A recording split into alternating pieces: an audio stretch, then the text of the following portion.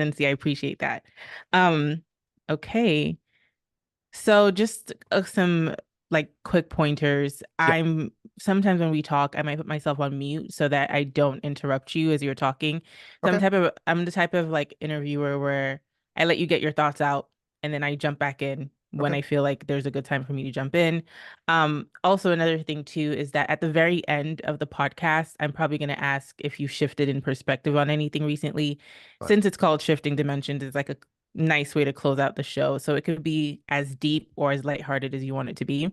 Okay. And also, again, I'm really excited to speak with you. I'm not really my approach to this interview is not necessarily to like argue or debunk what you have to say, Yeah. right? I'm genuinely just more curious as to, what got you into the flat earth theory, the world, Sure. and just kind of like, I mean, I sent you some of the questions, but Yep. Yep. I'm sure we're gonna probably, I might ask some questions that were not actually You. sent to you. But yeah, this is just supposed to be a conversation just to get to know you and why you're really passionate about Sure. this and all that good stuff. Sure. So, And you can ask anything you want. okay. There's nothing on limits, off limits. I'm not going to go off topic too much, but if you want to, that's totally fine. And feel Yes. free, by the way, to interrupt me. I mean, I know Okay. I'm sure you're comfortable with your style, but if you want to jump in, by all means. I mean, Okay. I've done this enough times that I think there's just about every format you could think of I can do. Yeah. So don't feel that you have to necessarily cater to my whims. But yes, I will Okay. go off on a few rants. And if I get off road too far, please reel me back in. Yeah. You'll know when it happens though. Okay. Okay. Awesome. I appreciate your flexibility. And I think another thing too is like, with shifting dimensions, like one of the reasons why I do this podcast is because I want to kind of get to some level of truth, right? We know truth is objective and it could also be subjective, but as it pertains to the world that we live in, Yeah. everybody has like different rules of thoughts when it comes to, the Yep. physicality of the universe, the spiritual side of the world, all Yep. of that good stuff. So I'm personally not a flat earther myself, but I've always wanted to speak to one just to kind of understand their perspective. That's okay. And, when I was like looking at different flat earthers, there was something about you that seemed less defensive, if that makes any sense. Because I How know a lot of dare flat you say earthers, that? a lot of flat earthers tend to be very defensive, right? Because Can be. and it makes sense because a lot of people ridicule them and make them feel like what they're saying doesn't make any sense. So I Right. understand that, but Right. I think you seem like someone who's okay with criticism and you're just trying to offer your own perspective. So I appreciate that. Yep. Yep. Right. Okay, Very, so very true. yeah, okay, awesome. So we can go ahead and get started.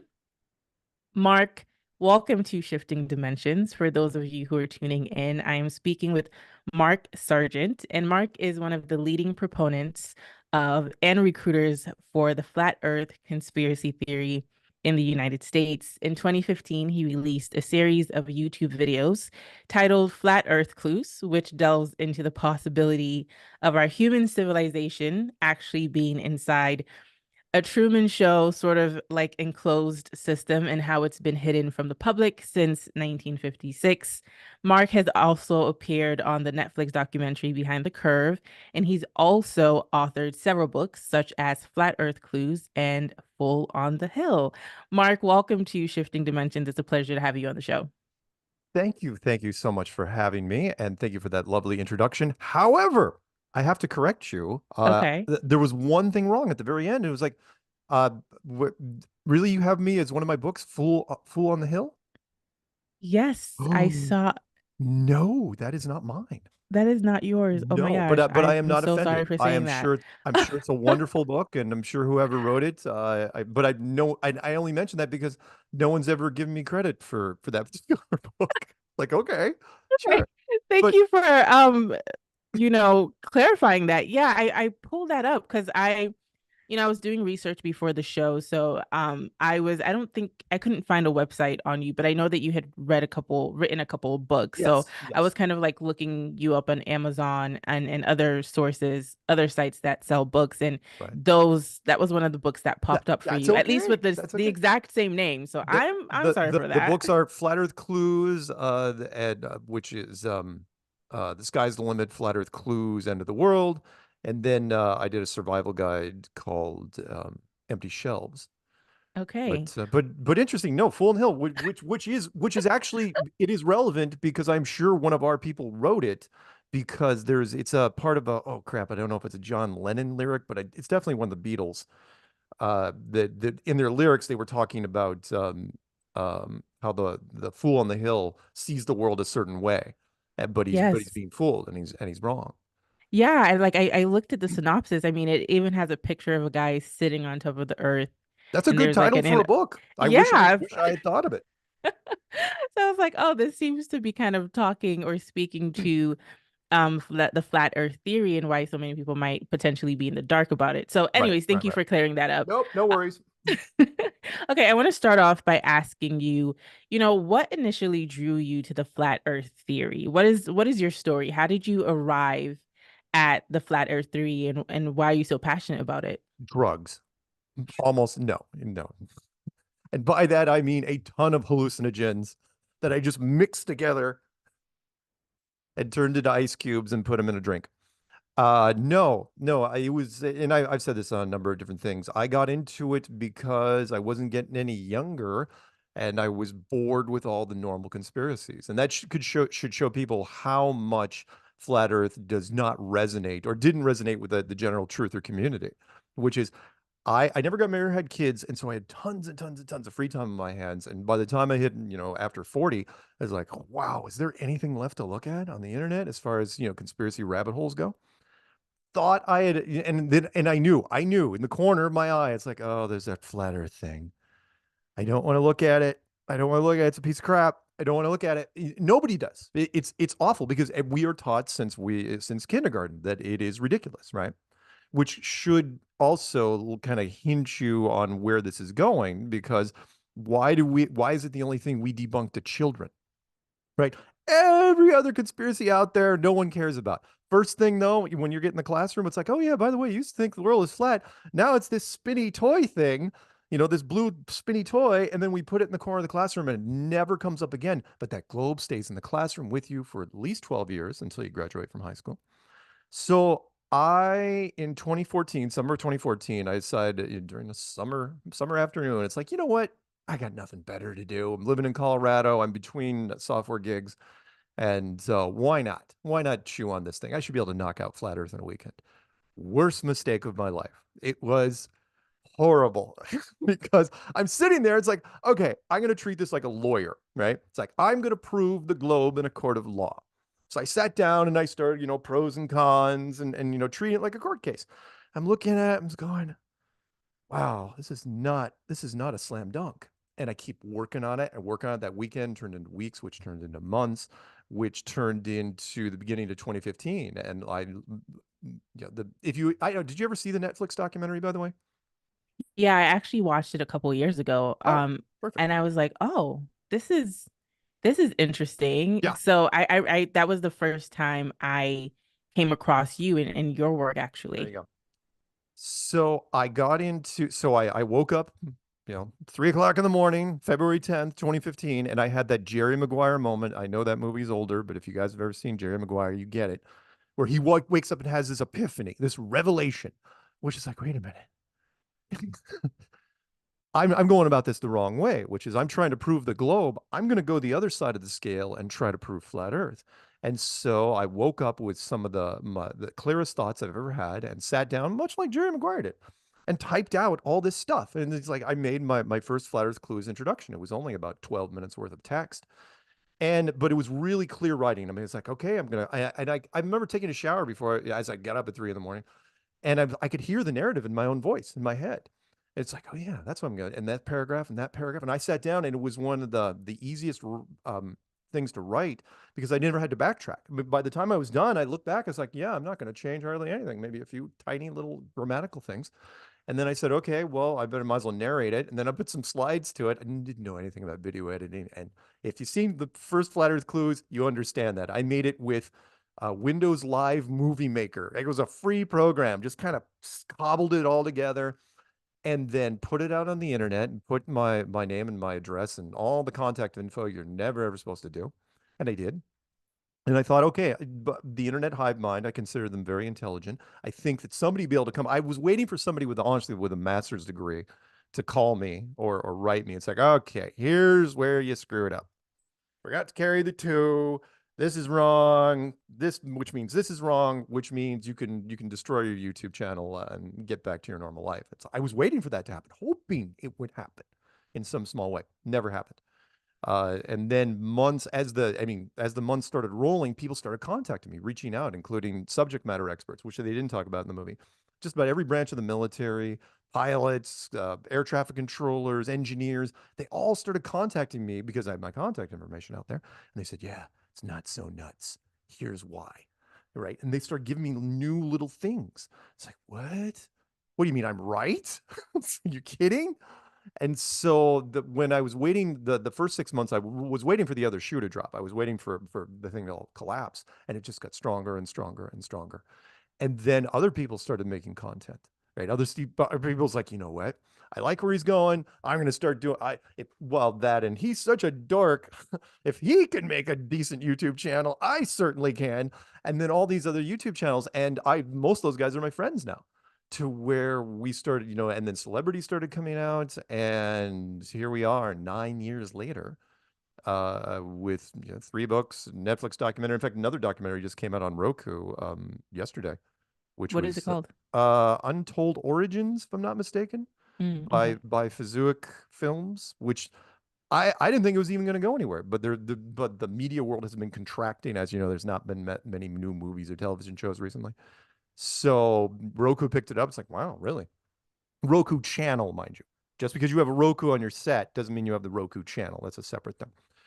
Hmm. Um, but yeah, I mean, it's been a wild ride, and I've gotten to travel to different places I never thought I'd go deliberately. Did conferences and all sorts of different fun things, and met interesting people, both celebrity and non-celebrity. And here we are. Here I am talking to you. It all led you to me. It did. That's interesting. You know, it really seems like this movement, right? Like Right. I've heard, in the last couple of years, I heard whispers about flat earthers, even when I was younger, right? When I was really, really young, I've always been fascinated by this existence, right? And I would look up at the sky and I'd look at the moon and I'd be like, what is that, right? Right. So as a 5 year old, just thinking about the fact that I'm in the back seat, my dad's driving on this flat surface. Right. So I would be trying to picture like where I was. Like I'm like, is the earth flat? Is this thing that we're on flat? Yeah. So and then I would have this image like, when if you're on a ship in the ocean, right? You're in a ship. I would picture like the ship getting to the very edge, tipping Oh, of over. course. Of course. That's That is a meme. Many memes yeah, yeah, including that. Yeah. exactly. Exactly. So I would have those thoughts as a 5 year old, right? And there was a time where a lot of people believed that the earth was flat. And then with the invention of the telescope and being able to look out into the stars, obvious, and then a bunch of other, I'm Right. not a scientist, but so many things came out that debunked the fact that the earth was flat, Right. right? Right. So before we even get into subject matter experts reaching out to you, Right. I want to talk about a little bit more about your interest in conspiracy theories, right? Because you talked about kind of looking into conspiracy theories, and the flat earth theory was the last thing on your list, or one of the ones that you weren't really interested in looking at Right. before you actually looked into it. Right. So why have you always been drawn to conspiracy theories?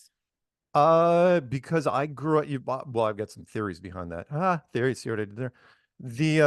I got into it because I grew up in a very sheltered place. I grew up in an island northwest of, up north of Seattle near Canada, very, very rural. And I was sheltered to the point where well, not only did I think there was like only one religion when I was growing up until I got to college, but I also thought that nobody lied for any reason in just about any capacity. And then so I was super naive all the way up until the early 90s when I saw Oliver Stone's opus, which was JFK. If you've ever seen, the 3.5 hour JFK movie, and I saw it in a packed theater. Remember, there was no internet back then. Saw it in a packed theater, and I remember everyone when they walked out of that theater, they were angry. Oliver Stone did a wonderful job of intersplicing real footage with his footage. And if you know anything about how the brain works, people, they were registering it to where it's like, wow, this actually could be possible. And when I got up, it's like, wait a minute. So people in power do lie about things or can. And then that just kind of snowballed. And that led into, other things. Of course, the big one that happened, again, that predates you, was 9/11, which I know we're not really supposed to talk about. But that one was a big one for the internet because the internet was just firing up, and that was the big rabbit hole when everything was happening. It was like 9/11 and the suspicious things around it. And then after that, once you start looking into those, there's all sorts of fun stuff. The Pearl Harbor, always a big one in the United States. JFK, of course, the biggest probably, in terms of scope, in terms of high profile. Uh, Little things, mass shootings here and there. But then you start looking into what governments do. It's like, look, once you get down enough rabbit holes, and I'm going to try to paint broad strokes because I know we don't have unlimited time here, which is people lie all the time, and people in power lie to protect interests. That's what most people do. Which is sometimes they leave out things, they omit things, which is what they don't know won't hurt them. In fact, one of our famous presidents, FDR, our president during World War II, one of his quotes was fantastic. He said, "You know what? Give the public only as much truth as they can handle, and no more." Which was like, yeah, I totally get that. But come on, we know. So everybody knows. You also know. Look, people lie. It's just a question of what wheelhouse you're comfortable with. We know there's lies in business and politics and sports and entertainment. And yes, even science and journalism. There's lies. I mean, I could spend a day at least talking about any one of those topics. We know that corporations lie to protect their stockholders. We know that governments lie to protect their interests in sports. Come on. Nobody's done anything in sports. There's sports scandals all over the things. What the difference here is that there's government sanctioned conspiracies.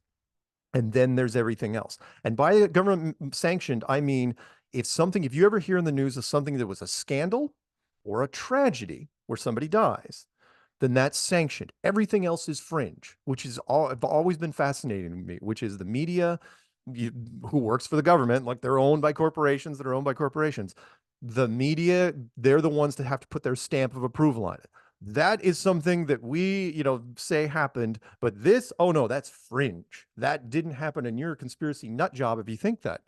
And it's like, yeah, I get it. So that's how I got into it. And again, if you're into the computer world, I was on the internet when the internet was new.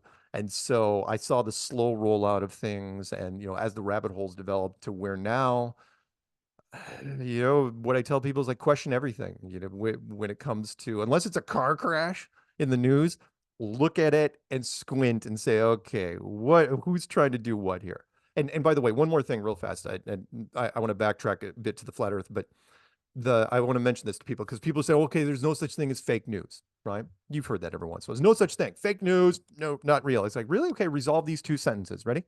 Everything on CNN is absolutely true. And everything on Fox News is absolutely true. Uh-oh. Uh-oh. How you going to resolve those? Remember, they're both supposedly objective news agencies. Both of them accuse each other of lying constantly, so they both can't be true, but yet they are, which is weird. You won't hear Fox News necessarily call out and say, oh, CNN's lying through their teeth, and so is MSNBC, but they will say that Republicans are lying through their teeth and damn Democrats versus the lying Republicans. So yeah. So I'm sorry, real quick here for your listeners. I should probably backtrack to the flat Earth concept real fast, which is what are we talking about here? What we're saying is that you're not on this tiny little rock covered with a little bit of water and a tiny little bit of gas that's flying through an impossible universe. You are living in a soundstage, Hollywood backlot, a terrarium, a planetarium, whatever you think. It's basically a domed structure that's flat, but it simulates a solar system, much like a planetarium does. And it's so big and so well developed that even our best and brightest didn't figure it out till almost 1960. And when they figured it out, they decide it's like, yeah, civilization's pretty much already set in motion. We don't want to mess with it. Men in power do not roll the dice. They do not take a chances for something like that. And so they decided to keep a lid on it, so to speak. So there you go. Sorry, I ramble. No, no, no. That was good because that leads me to my next question, which is you said that when you first put out your video in 2015, Yeah, subject matter experts were reaching out to you. And my assumption with subject matter experts are probably, scientists or people who are very into physics or maybe potentially work for NASA who are able to kind of do research or scientific studies into whether or not the earth is flat or just the way you just described it, right? right, So right, I right, right, want to know like what clues were they giving you, right? Because you just said that uh, I don't want to misquote you, right? right, Essentially the earth is flat and it's covered by this like massive dome that right, simulates like some sort of like we're floating on a rock and there's stars and right. then there's the sun and all that stuff. You're saying that it's more of a simulation of some sort. Well, So, yeah. Go mhm. ahead. Go ahead. Well, so I guess I just want to know what were the clues that they were giving you to kind of say, oh, this is actually not as crazy as you think it is, Right, and how do we know for sure that we are in a dome? Like, are there pictures? What sort of tests have been run? right. The the first people that contacted me were military guys, which was, and by the way, NASA. I want to clarify there just so you don't go down the wrong road. Which is NASA never reached out to me, nor would they ever reach out to me. They are the enemy of flat Earth. Remember if if we're flat Earth, our group is saying that we're in a snow globe, then NASA has to be absolutely fake. And the American space program, God bless them, are absolutely fraudulent since minute one, going all the way back to the Apollo, to the moon missions, which is sad, unfortunately. And let me say that really fast, which is, it always kills me that in America, of course, we are told, we're almost ordered to believe in the American space program, patriotism, which, Fox News, Dana Perino on Fox News, she had this wonderful quote. She goes, I believe in the moon program because I'm a patriot. Looking straight at the camera, it's like, oh, wow, you aren't even going to hide that, are you? You're basically saying if you know what's good for you, you believe in whatever the government tells you to believe in. It's like, there's nothing dangerous about that at all. So, but when it comes to the other people that reached out to me, the first people that reached out to me were the military guys. And by that, I mean guys that fired guns and missiles, big, big guns, not the sniper guys that you see about in the news, like, oh, I had to count for the curvature of the earth when I fired that 1 mile long shot. It's like, no, that's weak. That's weak sauce. I'm talking to the guys that fire howitzers, that fire tanks, that fire missiles, and any of that stuff where they're firing 20, 30, 50 miles and longer, right? And they all came to me and said, yeah, it's really funny when we fire things like that in our firing solutions, when we look downrange, we make all the calculations, we don't factor in the curvature of the earth, and we don't factor in the spin of the earth either. It's weird. It's in the manual. We never use it, and everything works just fine. So why is, and everybody, these guys didn't know each other, and everyone called me up individually, Army, Navy, Air Force, Marines, all these guys kept saying, so yeah, firing solutions, we never use it in anything that we do. It's in the manual, but all the veterans will tell you as soon. In fact, the rookies always when they get it, it's like, hey, don't we have to worry that use this equation? And they're like, yeah, don't worry about it. It's not gonna ever happen, which is odd, right? Because remember, the curvature of the Earth supposedly is 8 inches per mile, and I'm not trying to freak you out with math or anything, but that means you should be able to factor that in because it gets severe at like 30 and 50 miles. And the other thing is the spin of the Earth, right? Supposedly spinning at 1,000 miles an hour at the equator. And one of my friends, a master gunner from the United States Army, he said, he goes, you know how difficult war would be if we had to take into account the spin of the Earth? Because remember, it's spinning supposedly at 1,000 miles an hour at the equator, but up in the northern, where we are in America, it's only spinning at like 600 miles an hour. And then depending on where you are, so before you even fired at certain distances, you'd have to factor all that in. It's like it would take time. It would slow things way, way down. We never do that ever.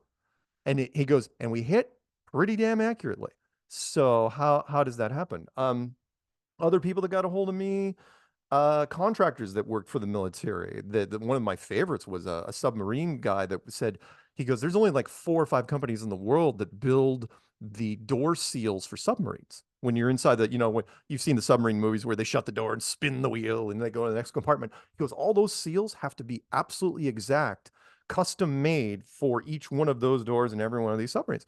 He's going, he goes, that's odd. He goes, because on the space station, they don't use any of those doors. They leave all the doors wide open from compartment to compartment to compartment. It goes, that goes absolutely against procedure, right? In submarines, we have those doors because if one compartment fails, you don't want the rest of the submarine to get flooded and people die, right?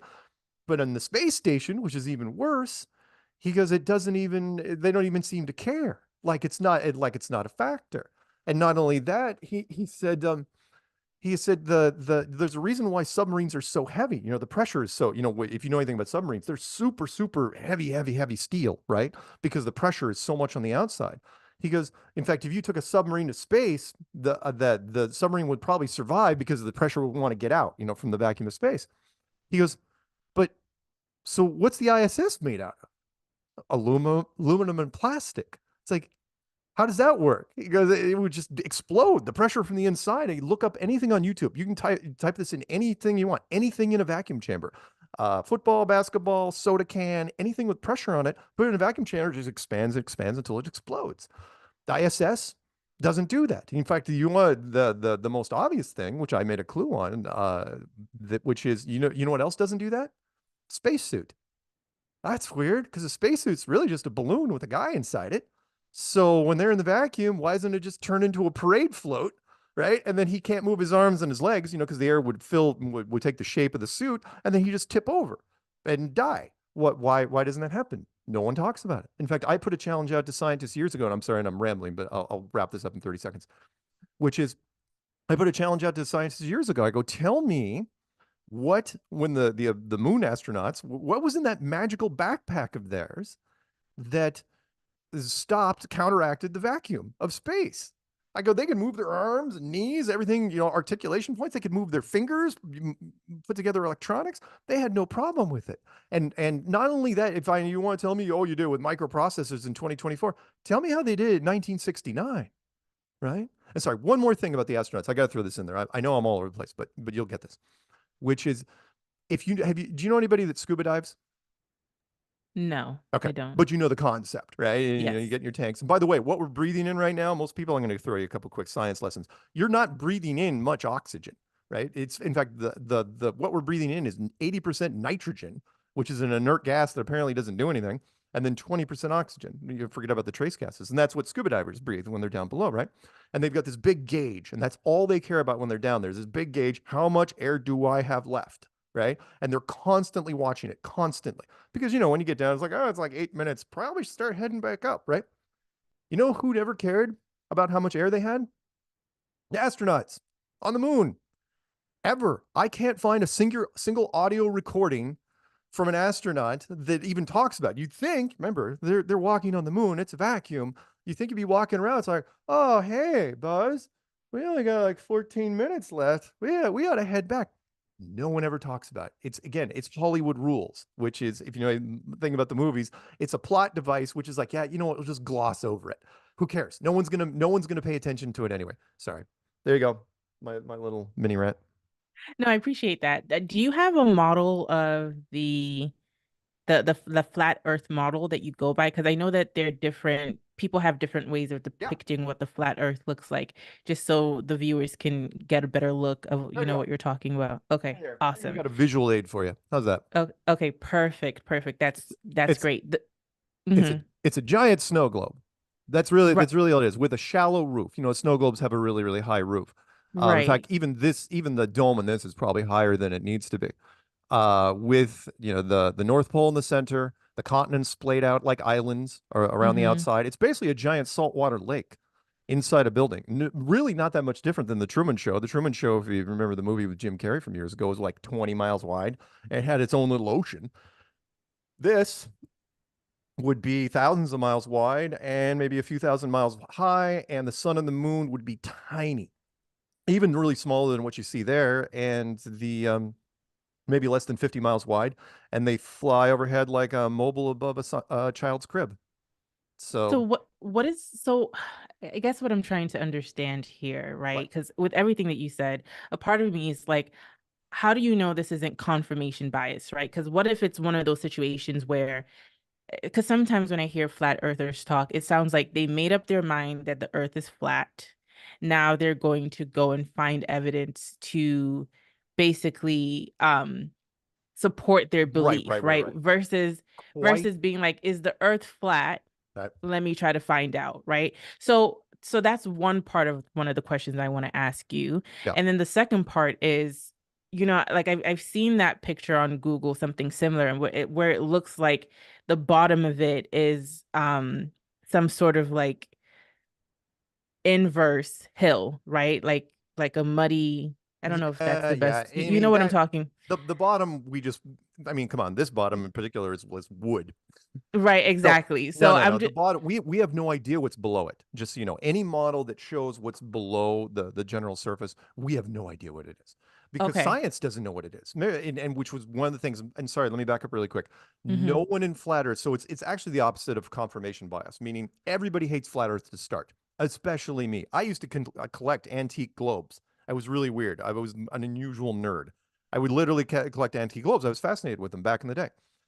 Everybody starts out hating flat earth and then trying to disprove it. In fact, the t-shirt literally reads, I became a flat earther because I tried to disprove it.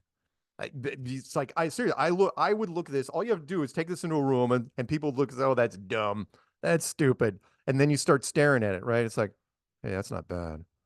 Huh. Is that how and the more you stare at it, the more you start going into it. But so sorry, real quick. What was the initial thing? Was trying to debunk it. Oh Right. yeah, the deepest hole ever drilled. So everything that shows under whatever is underneath it is speculation because the deepest hole ever drilled from mainstream science is only 8 miles, which is weird, right? Supposedly, if the Earth is what 7,000, well, we'll round up to 8,000, which means it's 4,000 miles to the center of the Earth if you drilled straight down, supposedly, right? And you've seen the cross sections, right? We've seen the cross sections of the Earth, what it looks like, these perfect 1,000 mile thick bands, and then and no one even questions. It's like, well, how do you know that's what they look like? Because you go into Wiki, the wiki pages say, yeah, we have no idea what's down there. We're just speculating from volcanoes, right? And because I tell people, I go, really, what's the deepest hole drilled? Is it half that? Is it 2,000 miles? Is it 1,000 miles? Is it 100? Is it 10? No, it's 8 miles. And they tried for decades. The Germans and the Russians, especially, they just hammered on it, hammered on it, could not get past 8 miles. So why do you keep showing us the cross section of the Earth when it's only 8 miles deep? So when anyone says, "Oh yeah, what's below? What's below this? What's below flat Earth?" It's like I don't know. Science doesn't know what's below you. They did. In fact, the globe models you see in science books should just be a globe with a big question mark in the middle. But they'll never do that because science hates that. They hate question marks. So they quietly just remove the small text, which used to say, yeah, we're just speculating on what exactly is down there. And now people just say, well, that's what it looks like. And no, again, the question is like, why do you know what? Let me throw the George Orwell quote at you, which I love. George Orwell, who wrote 1984 back in the day, was not a flat earther, but he was fascinated in why people believed things. And I remember in 1946 where he said he wrote in a thing. He was interesting. You go out any street that you want and ask people, how do you know it's a globe? Really? How do you know? And they would say they just knee-jerk response. People, because of the globe in the classroom, they go, "Well, what are you talking about? We know it's a globe. It's a globe." It's like, really? How do you know? And that's what he was trying to get. It's like when you press them on it, all of a sudden it's like, oh crap, I don't know. I was told. Because remember, 1946, NASA wasn't even founded until 1958. How did everybody in the world in 46 know it was a globe? And again, you have to really spin your wheels back. It's like, oh, the Greeks. Like, really? What about the Greeks? The average person doesn't know anything about the Greeks or any of the experiments with wells and sticks and shadows. So how does that happen? So sorry. Okay, so if I was to go with what you're saying, right, which is like people should question their beliefs, how do you know? Why do you believe what you believe, right? So, could someone argue that the flat earth theory, granted, this is a hypothetical model of what the flat earth might look like, Right. but is it possible to say that flat earthers are saying that you guys don't believe it's necessarily a globe, Right. right? Or but there's a higher chance that the earth is most likely flat. There you go. There, perfect. which is That's what could, you're trying to say. yes, which what I'm saying is, could this model be wrong? Sure, it could be. I'm a huge believer in good writing. I don't care if it's a television show or a movie or just a straight up book, I'm a big believer in writing and plot holes. If you know what a plot hole is, that means something happens along the way, and we've all seen it in bad shows where it's like, how did they get to that? That's awfully convenient, or that doesn't make sense, or wait a minute, wasn't that person dead like 10 minutes ago? That sort of thing, right? What I'm saying is the plot holes in this, right? Plot holes in this are far, far fewer than the plot holes in the globe. And it doesn't matter really what model you believe in. I know we'll talk about the other models in a second here, which is and that's really what gets most people. And that is, when you look, everyone tries to look at the globe first, and they say, okay, the globe's got to be true. And again, you lean on NASA and the space programs because, well, it's like, oh, they're up there, unless you're saying that's a lie, right? But the more you look at it, the more you realize there's loose threads and there's plot holes there. And the more you're staring, it's like, whoa, there's some production issues. If that's the case, I mean, come on, the Apollo program, the moon program has not aged well, not to mention no one's even attempted to go back since 1972, which is a long, long time in space terms. So if that's and then you could put them on the same scale, right? Flat Earth on one side, the globe on the other. The globe has so many inconsistencies in it in terms of its design, in far as what we can prove compared to the flat model. And that's what gets most people. It's like, well, it's easier to understand and there seem to be less problems with it. Therefore, I'm going to go with the easier option. And I know you'll probably say, well, just because it's easy doesn't mean it's right.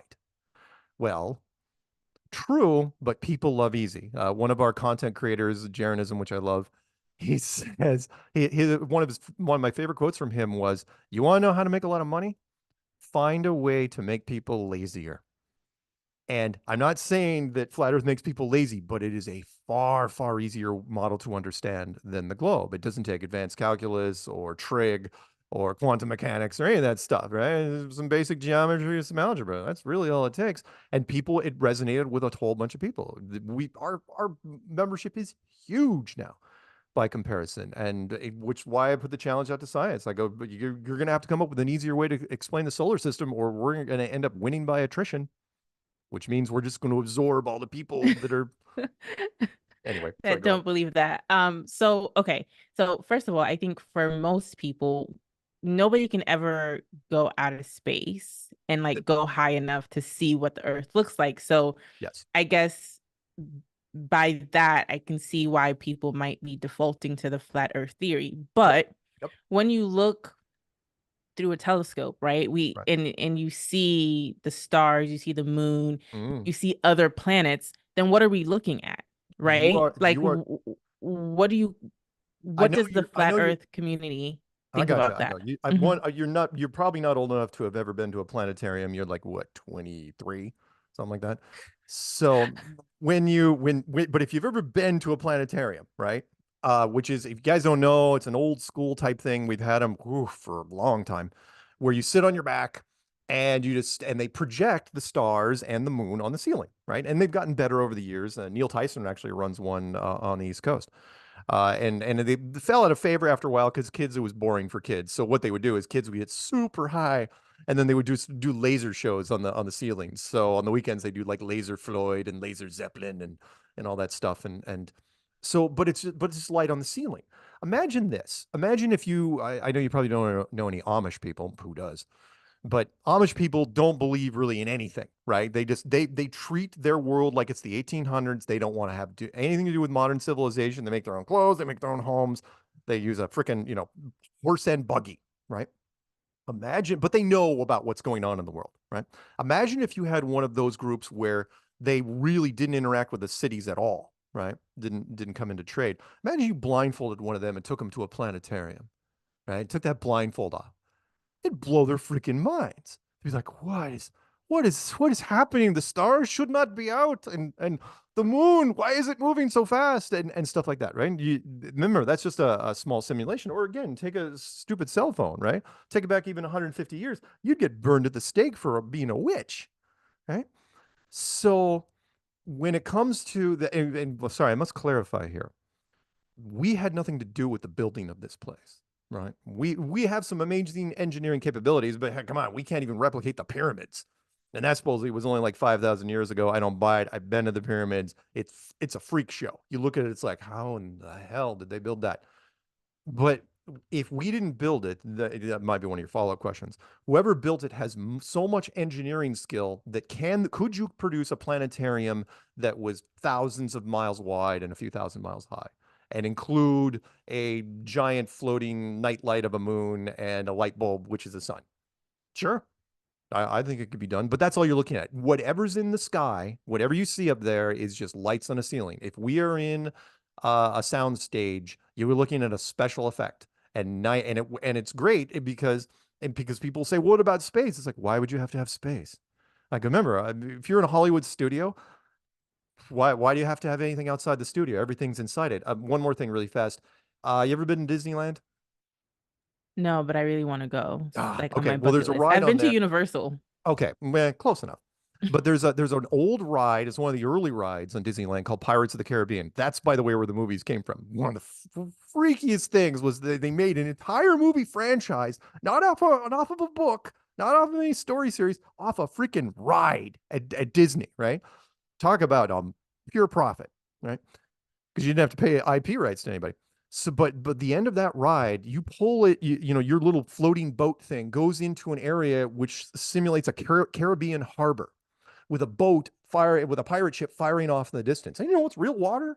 And it's like, but because of perspective and how human beings believe, we are so vulnerable to illusions all day long. We trickery, especially our visual. When you're looking at there, I challenge anybody. It's like, tell me how far that pirate ship is off in the distance, right? And tell me how big it is. You have no idea. It's done that well. And think about this. That pirate ship is firing off in the distance. That's just wood and paint and a few lights. Think of what you could do with modern technology.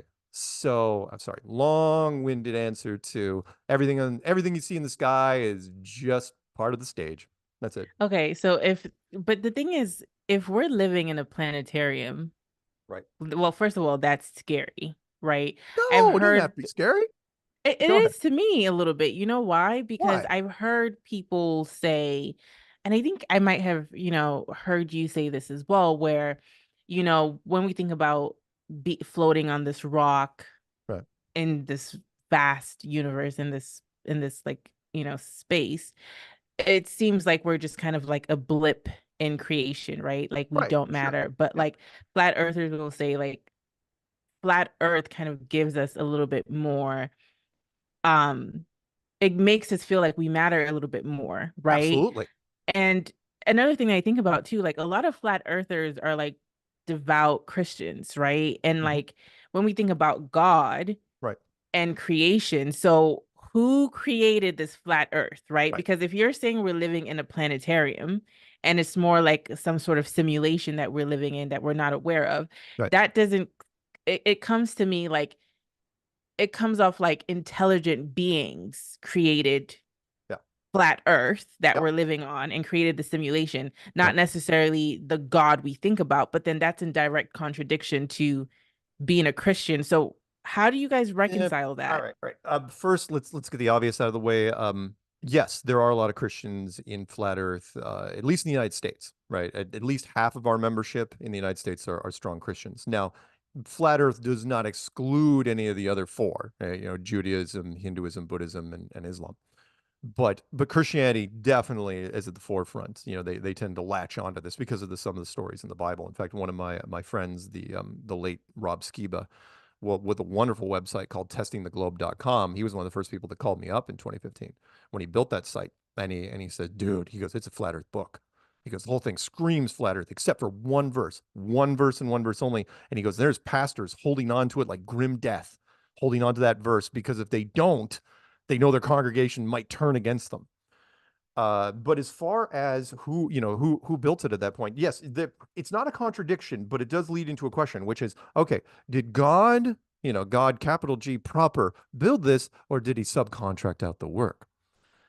I would tend that he subcontracted the work, but that doesn't mean necessarily that we're in a bad place. I still think it's way more comfortable that instead of us being on this tiny little rock that be snuffed out in a universe at any given point, that we may be sitting in one of these. And by the way, I would imagine there's a lot more than just one of these sitting on God's workshop. Right? It just means that it was built deliberately, purposefully for you. And yes, it screams intelligent design, which is why a lot of church groups really latched onto it. In fact, I remember a conference some years ago where they said that flat Earth as a recruiting tool for the church was being used very, very effectively because people that had even fallen away from the church, including me, for example, let's say they were 90% sure in the whole God creation thing. When they got into flat Earth, they now notched it up to like 95, 96%. You're saying, well, that's only 5 or 6%. Well, that's kind of it's a big jump in the world of belief. And that is because, yes, if it is shaped like this, well, then it screams intelligent design. This doesn't happen on accident, right? A globe, you can kind of, you know, play off. It's like, oh, some sort of random physics thing that happens. We're left over from the Big Bang.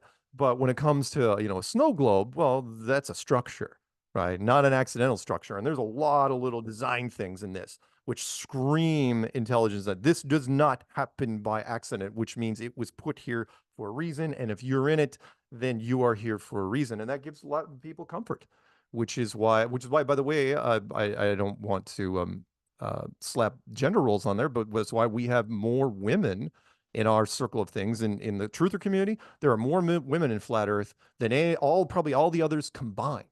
And that is because it's a message of hope, which is it's not one of those dark, sinister conspiracies where everyone talks like this and they should overthrow the government. And, everyone talks like Batman. And it's not, but that's not the case. People they look at it because I ask women, I go, why are you here at this conference? Why are you here? It's not because of me. Why are you here? And they say, well, because there's a real uplifting thing about flat Earth, and that is it's deliberate. Sorry. Yeah. So, but then if it's deliberate and Yeah. it's kind of like a simulation, it feels like prison a little bit to me. Well, Um, that's how I'm trying to understand what the hope is. What hope are they latching to if they believe that it is a flat Earth and, like you said, maybe it was subcontracted to more intelligent beings, right. right? So then that brings in the talk of aliens, right? Sure. Being potentially seated on this planet by aliens, right? So how does that provide hope rather Got it. than Got it. Well, being put in a simulation? it even changes the definition of aliens, which is okay. Now aliens take on a whole different perspective. Before it was like, oh, they're from Mars or Jupiter or Venus or, the Mutari Nebula or wherever, right? But now it's like, oh, no, no, no, no, no. The question now becomes, have they been here with us all along? Meaning, because when I look at the old civilizations, you don't necessarily have to watch every episode of Ancient Aliens to figure this out. But I mean, if you look at the remnants, the sunken cities off of Japan, the sunken cities off of India, Machu Picchu, Pumapunku, the real pyramids, the Bosnian pyramids, and so on and so on, we can tell pretty obviously that we're not the first people to rent this apartment. The question is, what happened to those other civilizations? And if they are remnants around here, there seems to be rules that are tied to it, meaning every civilization I think has a certain amount of time here on this world. Even our unbroken history only goes back 5,000 years, give or take. That's not a lot in the grand scheme of things, and we can tell some of these civilizations go back way, way, way before us.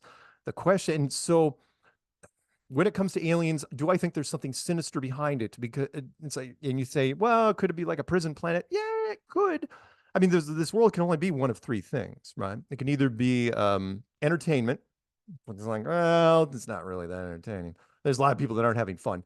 Could be a prison, but it's like, yeah, but if it's a prison, it's an awfully pretty prison. I mean, there's a lot of beautiful places in this world. I mean, come on. If you take the people off of this world, the world works pretty good on its own, which is a whole line from the Matrix, which is, we're the only group that doesn't seem to blend with nature. I kind of treat it as school, believe it or not, which is kind of a mix. School has that, yeah, school's sometimes a prison, but sometimes you're having fun, but it's limited, but at the end you got to leave, right? And which is, I think that every civilization is kind of like the senior class, which is once you're done, I think we're getting kind of close. We've kind of run out of things to do recently, and things are kind of auguring south. I would like to say in a good way. because I think at the end, every class has to graduate. And by that, I mean, you know, this, which is once you graduate, you don't go back to school, which means you can't interact with, it's like, yeah, yeah, you don't have to go home, but you got to get the hell out of here. And you can't interact. You can't come back to school and hang out in the schoolyard and mess with the freshman classes and everybody else. We have new classes coming up. And so I think there are rules tied to this place, very strong, strict rules, which most of the older civilizations, which I call the aliens. So when you say aliens, I just say there's older versions of us, previous versions. If you want to look in, I know you don't know this one, but I got to throw this out for your listeners, which is look up the greatest alien encounter of all kind. It wasn't Roswell. It wasn't 1899 Aurora. It was 1561 Nuremberg, Germany. There's a whole wiki page designated to that, where these giant space armadas came out of nowhere and fought over this big city in Germany on a beautiful cloudless day and hammered on each other all for an hour. And then finally another faction came in and got them out of there. It's like, okay, who are these first two guys? Who's the third group? Were they the cops? Were they the UN? Whatever. And they sketched the whole thing. Remember, there was no cameras back in 1561, but they drew the whole thing in great detail. So I think there's rules to this place. And that goes into the question of aliens, which is one of the oldest scientific questions there is, which is, okay, if there's aliens, then why hasn't one landed in the middle of Kansas, right? It's like, well, think of what would happen if that is the case, right? Some giant golden spaceship lands in the middle of Kansas City, right? Okay, the disruption would be insane, right? You'd have people out there going, well, they do look like the people from Avatar, or the other people would be like, we must worship. Churches would pop up. You know, you would change religion almost overnight. We must worship the blue people. Yes. You know, and it's like, who are you to criticize the blue? Wars would start over this, right? It's straight out of Star Trek as the prime directive. So I think do I think there are other alien civilizations by loosely saying the word aliens? Yes, I do. Do I think they're sinister? Yeah, not really, because we haven't exactly been enslaved as a group, right? Which we talked about in science fiction movies. But do I think they're part of it? Yes. Do I think that capital G God oversees the whole thing? Yes. But I also think he's got more than one of these to worry about. So Right. there you go. So Sorry. going back to the dome, Yeah, is it solid or is it gas? that is a wonderful question, because I think it's solid in the aspect that we couldn't break through it. And you can look this up. This is public knowledge, which was when the United States and Soviet Union, back in the day when we were the only ones with atomic weapons. I don't care if you don't believe in atomic weapons or not. That's a whole other rabbit hole, which is, we'll just call them big bombs, right? Well, which is why I use the word atomic instead of nuclear. I'm trying not to say nuclear because everyone bitches at me when I slip into that. Because remember, the short version of nuclear is nuke, which is spelled wrong. It's spelled Nuke. When it's like, okay, what's the plural version? Oh, Nukular. It's like, nope, that's not it. Anyway, so back when they were doing atomic testing, all of a sudden, for whatever reason, both sides decided to change their tactics, and they were firing nukes straight up into the sky. For 4 years, they did this. Imagine that. Soviet Union and the Americans, for whatever reason, were firing nukes straight up for 4 years. And we're talking medium kiloton weapons in the triple digits, and low megaton, which was almost unheard of at the time. 4 years they were trying to bust through the sky. And I think what happened was, once the first ones, because you look, the first ones were megaton.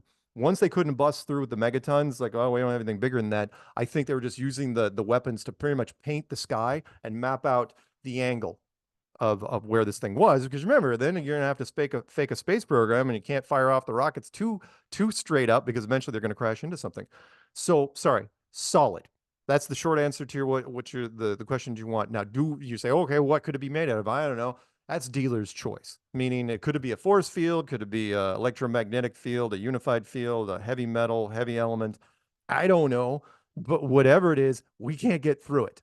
But remember, that's a man thing, right? It's like men immediately. It's like, hey, there's a wall there. Get the cannon, right? That's all they'd want to do, is see if they could bust through it, and we couldn't do it for 4 years. Best in the world, couldn't bust through it. Mm. Okay, so another thing too is that I think in order to believe and go with the Earth theory, you would have to consistently ignore or avoid all of the other evidence for why we live on a globe, right? So, I mean, I'm not a scientist, but for example, we have the study of astronomy, we have astrology, right? Yep. Which looks at the planets, the star systems, and all of that. So, Huh? are you just saying that people are hallucinating and just making that up? No, no, no, no. We believe what I'm going to use a line from the Truman Show again. If you haven't watched it, it's a great one, which is we believe the world that is presented to us. We have it's how many times? I mean, magic shows will do this, which is why one of the clues was called the magic show. We all day long, which is okay. So if you went to a planetarium and you looked up on the ceiling, I've had people come. I've had people say, "Oh, I can see the moons of Jupiter with my telescope." That's astronomy, right? That's just one part of astronomy. I go, really? Okay, fine. Take a pair of binoculars into a planetarium. Look up Jupiter. Yeah. Does it look spherical? Yeah. See it with your binoculars? Yeah. Can you land on it? No. Why not? Well, because it's just a light on the ceiling. Who's to say when you don't walk out of that planetarium, you're just not in a much, much bigger planetarium? Imagine this. I know, again, this predates you, but imagine showing an HD television, just a stupid HD television to somebody 50 years ago. Blow their minds, freaking blow their minds, because it looks so real. I remember when we transitioned over, I'd watch people in the electronic stores just staring. Older people. It's like, what is this magical box? So when it comes to astronomy and astrophysics, think about this. Astronomy is just viewing the sky. That's it, right? With your telescopes. That's all it is, right? And astrophysics is the math behind it, trying to define what's happening up there. You stare at anything long enough and be like, yeah, you can make up your own equations for it. What I think is more interesting, and again, you or your listeners can look this up as well. Go into Google and type in ancient cosmologies and click on images and see what happens. You will see everybody drew the same thing. It doesn't matter what culture it was, and these are cultures that had no interaction with each other, most of them anyway, covering all sorts of different time periods, and they all drew the same thing. They drew a snow globe. Why? Were they all completely wrong? Well, no, it was because the stars were sort of curving over the sky. They weren't moving, the stars were, which is one of our arguments, which is astronomy and astrophysics say the stars aren't moving, we're moving. And we come back and say, really? Why do you think that? Because you're the only group that's ever said that. Science and NASA. It's brilliant. And again, I think it's also been deliberate, which is I think this world was, as you saw with the ancient cosmologies, everybody drew the same thing. Eventually, you have to turn it into a globe. Let's go into a bigger theory here, which is eventually the people are going to figure it out. Because remember, the technology, and we didn't even figure it out until almost 1960 because we didn't have pressurized aircraft. We didn't have decent engines. Remember, we haven't even had engines until 1900, right? So if that's the case, eventually because if people figure out by the time we have engines, right, that the world, if they still think that it's a snow globe, they're going to head straight for the edge. So what do? You turn it into a globe and say, oh, it doesn't matter where you go. You're not going anywhere because you're in space. You go round and round like an ant on an apple, right? He's not going anywhere. He's never leaving the apple. And most people bought it, and it worked. It was great. Have you heard of do you know Hermetic philosophy? Not by name. I do not. Okay, so What is it? there's this concept, right, which is like one of the principles of the universe, which is you've heard as above, so below, Sure. correct? Sure. So if we're based on that principle, Uh, when you think about if you say that we're like we have that cover on top of the flat earth, right. then there has to be an inverse of that, right? Or we are one of these inside a bigger one of these inside a bigger one of those. Kind of So like a Russian stacking doll. Doesn't have to be and would inverse. that be inside of, okay, so if we go with that theory, right, Yeah. we're inside like a Russian stacking doll. So that means the first, like the ultimate one, right? Right. Which you know how like you keep opening it up until Sure. you get to the bigger one. Yeah. Um, so would that one be the globe? Okay. That one of the schools of thought is this. And again, you're the only reason you're even saying globe is because you're still hanging on to space because for your 23 years of life, all you cared about is the globe, right? I mean, you've been shown the globe so many times in school and so many movies. I mean, come on, Star Trek, Star Wars, Stargate, Yeah. Battlestar Galactica, that's all all your mind is used to, which is fine. But I'll be fair to your point, which is yes, it is either one of these, right?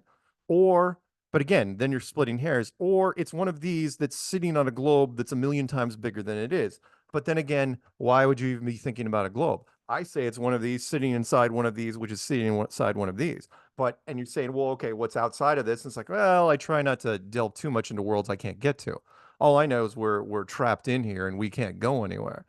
But I do think it's deliberate. Sorry, go ahead. Go ahead. Yeah, yeah, no, I hear what you're saying. I mean, like I said before, like when I was younger, Yeah. I mean, granted, a lot younger, I would picture the earth as flat with me trying to conceptualize what I was on with what I could see, Right. right? But Right. then if you look at ancient civilization, they were probably trying to do the same thing, right? And came up with those diagrams Right. that seemed closer to what you have with the flat earth. But then the telescope was invented, right? And when the when it was first proposed that wait, maybe the earth isn't flat, that sounded, it's kind of like the reverse of what's happening today, Right. right? Where everybody was like, that is just blasphemy, that's impossible. Right.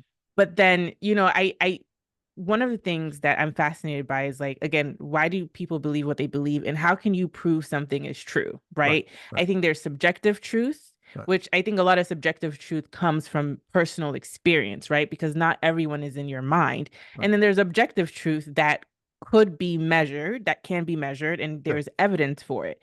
So I keep going back to like, you know, the globe thing, not just because I was told that, but like a lot of the science that we have today Mm-hmm. and a lot of the evidence that we have today point to the fact that the earth is a sphere. It's Spherical. right, Yeah. right. It's spherical Sure. versus the when I talk to flat earthers, it seems like they're just ignoring the science and the math. I would disagree strongly in that it's not that we were ignoring the science. We again, what I mentioned a little bit ago, which was we are looking at the plot holes in science. I'll give you a great example, and part of it is because the general, well, let's use the Americans. The Americans education system does not focus on science at all, and I think it's deliberate. I think it's tied to this, which is think about the groups in your school. Football, big. Band, big. Whatever. ASB, really big. Science club, small. Physics club, small. Math, chess. In fact, they're all the same guys, right? It's all the same 15 guys and all this.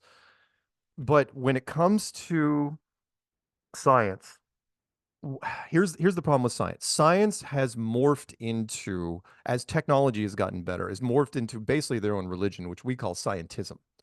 And I'll give you a plot hole. I'll just give you one plot hole when it comes to this. And here's what I mean. Meaning science will throw at you, two real quick. One is Neil deGrasse Tyson will tell you I'm surprised you haven't brought up gravity yet, which is Neil deGrasse Tyson was fond of saying this on television. He goes, yeah, just so you know, gravity is a theory. He goes, we can't tell you what gravity is.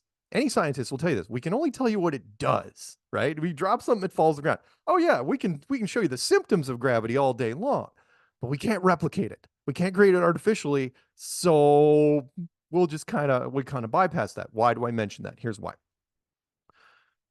You can look this up, and again, the movies do us no favors, which is in the movies, you have when you're a spaceship, you have the vacuum outside. Remember, vacuum is nothing.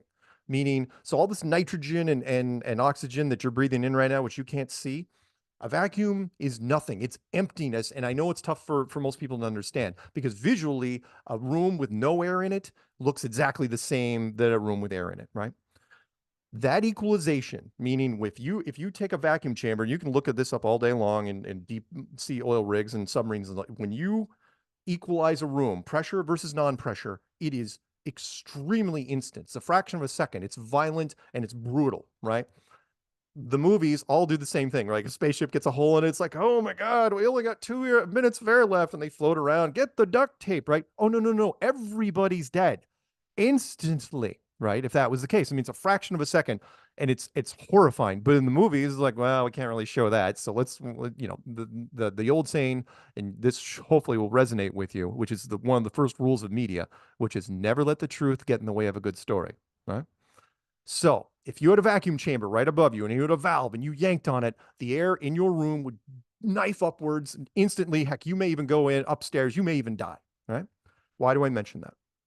When you go outside, the atmosphere of our world is still here, even though it's sitting right next to the biggest vacuum chamber ever.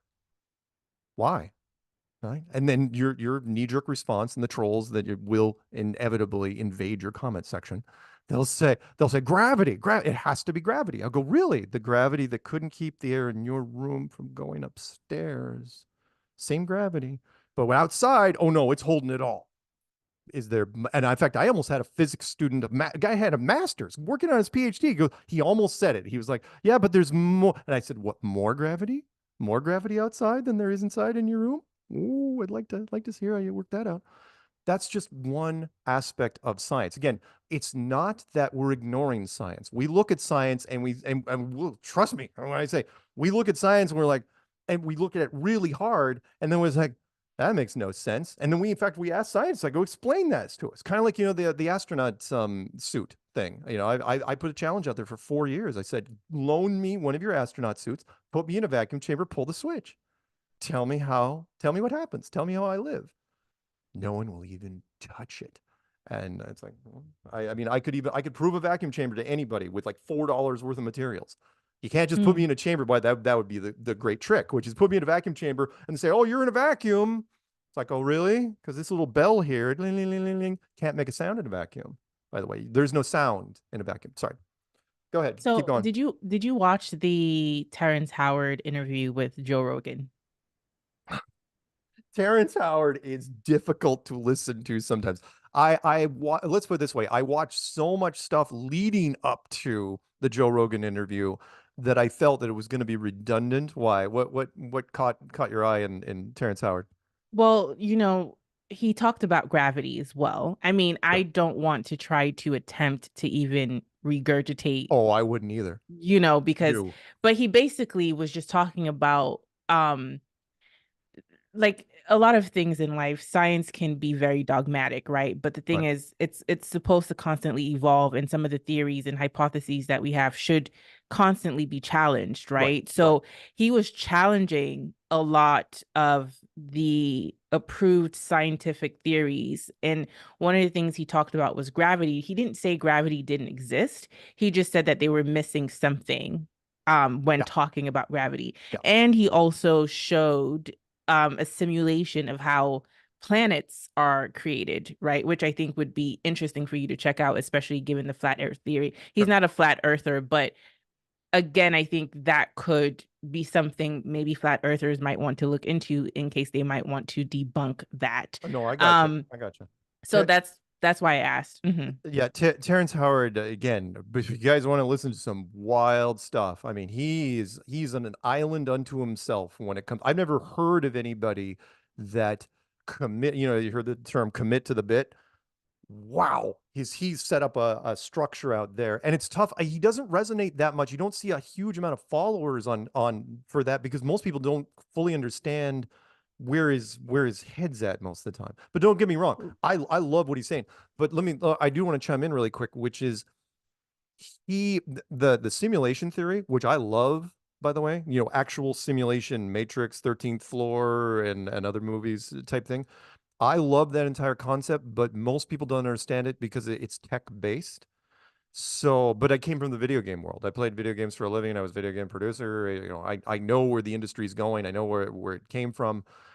And everything about this world screams virtual. And by the way, I'm not denying God when I say that. I'm saying God's a programmer, a very, very good programmer.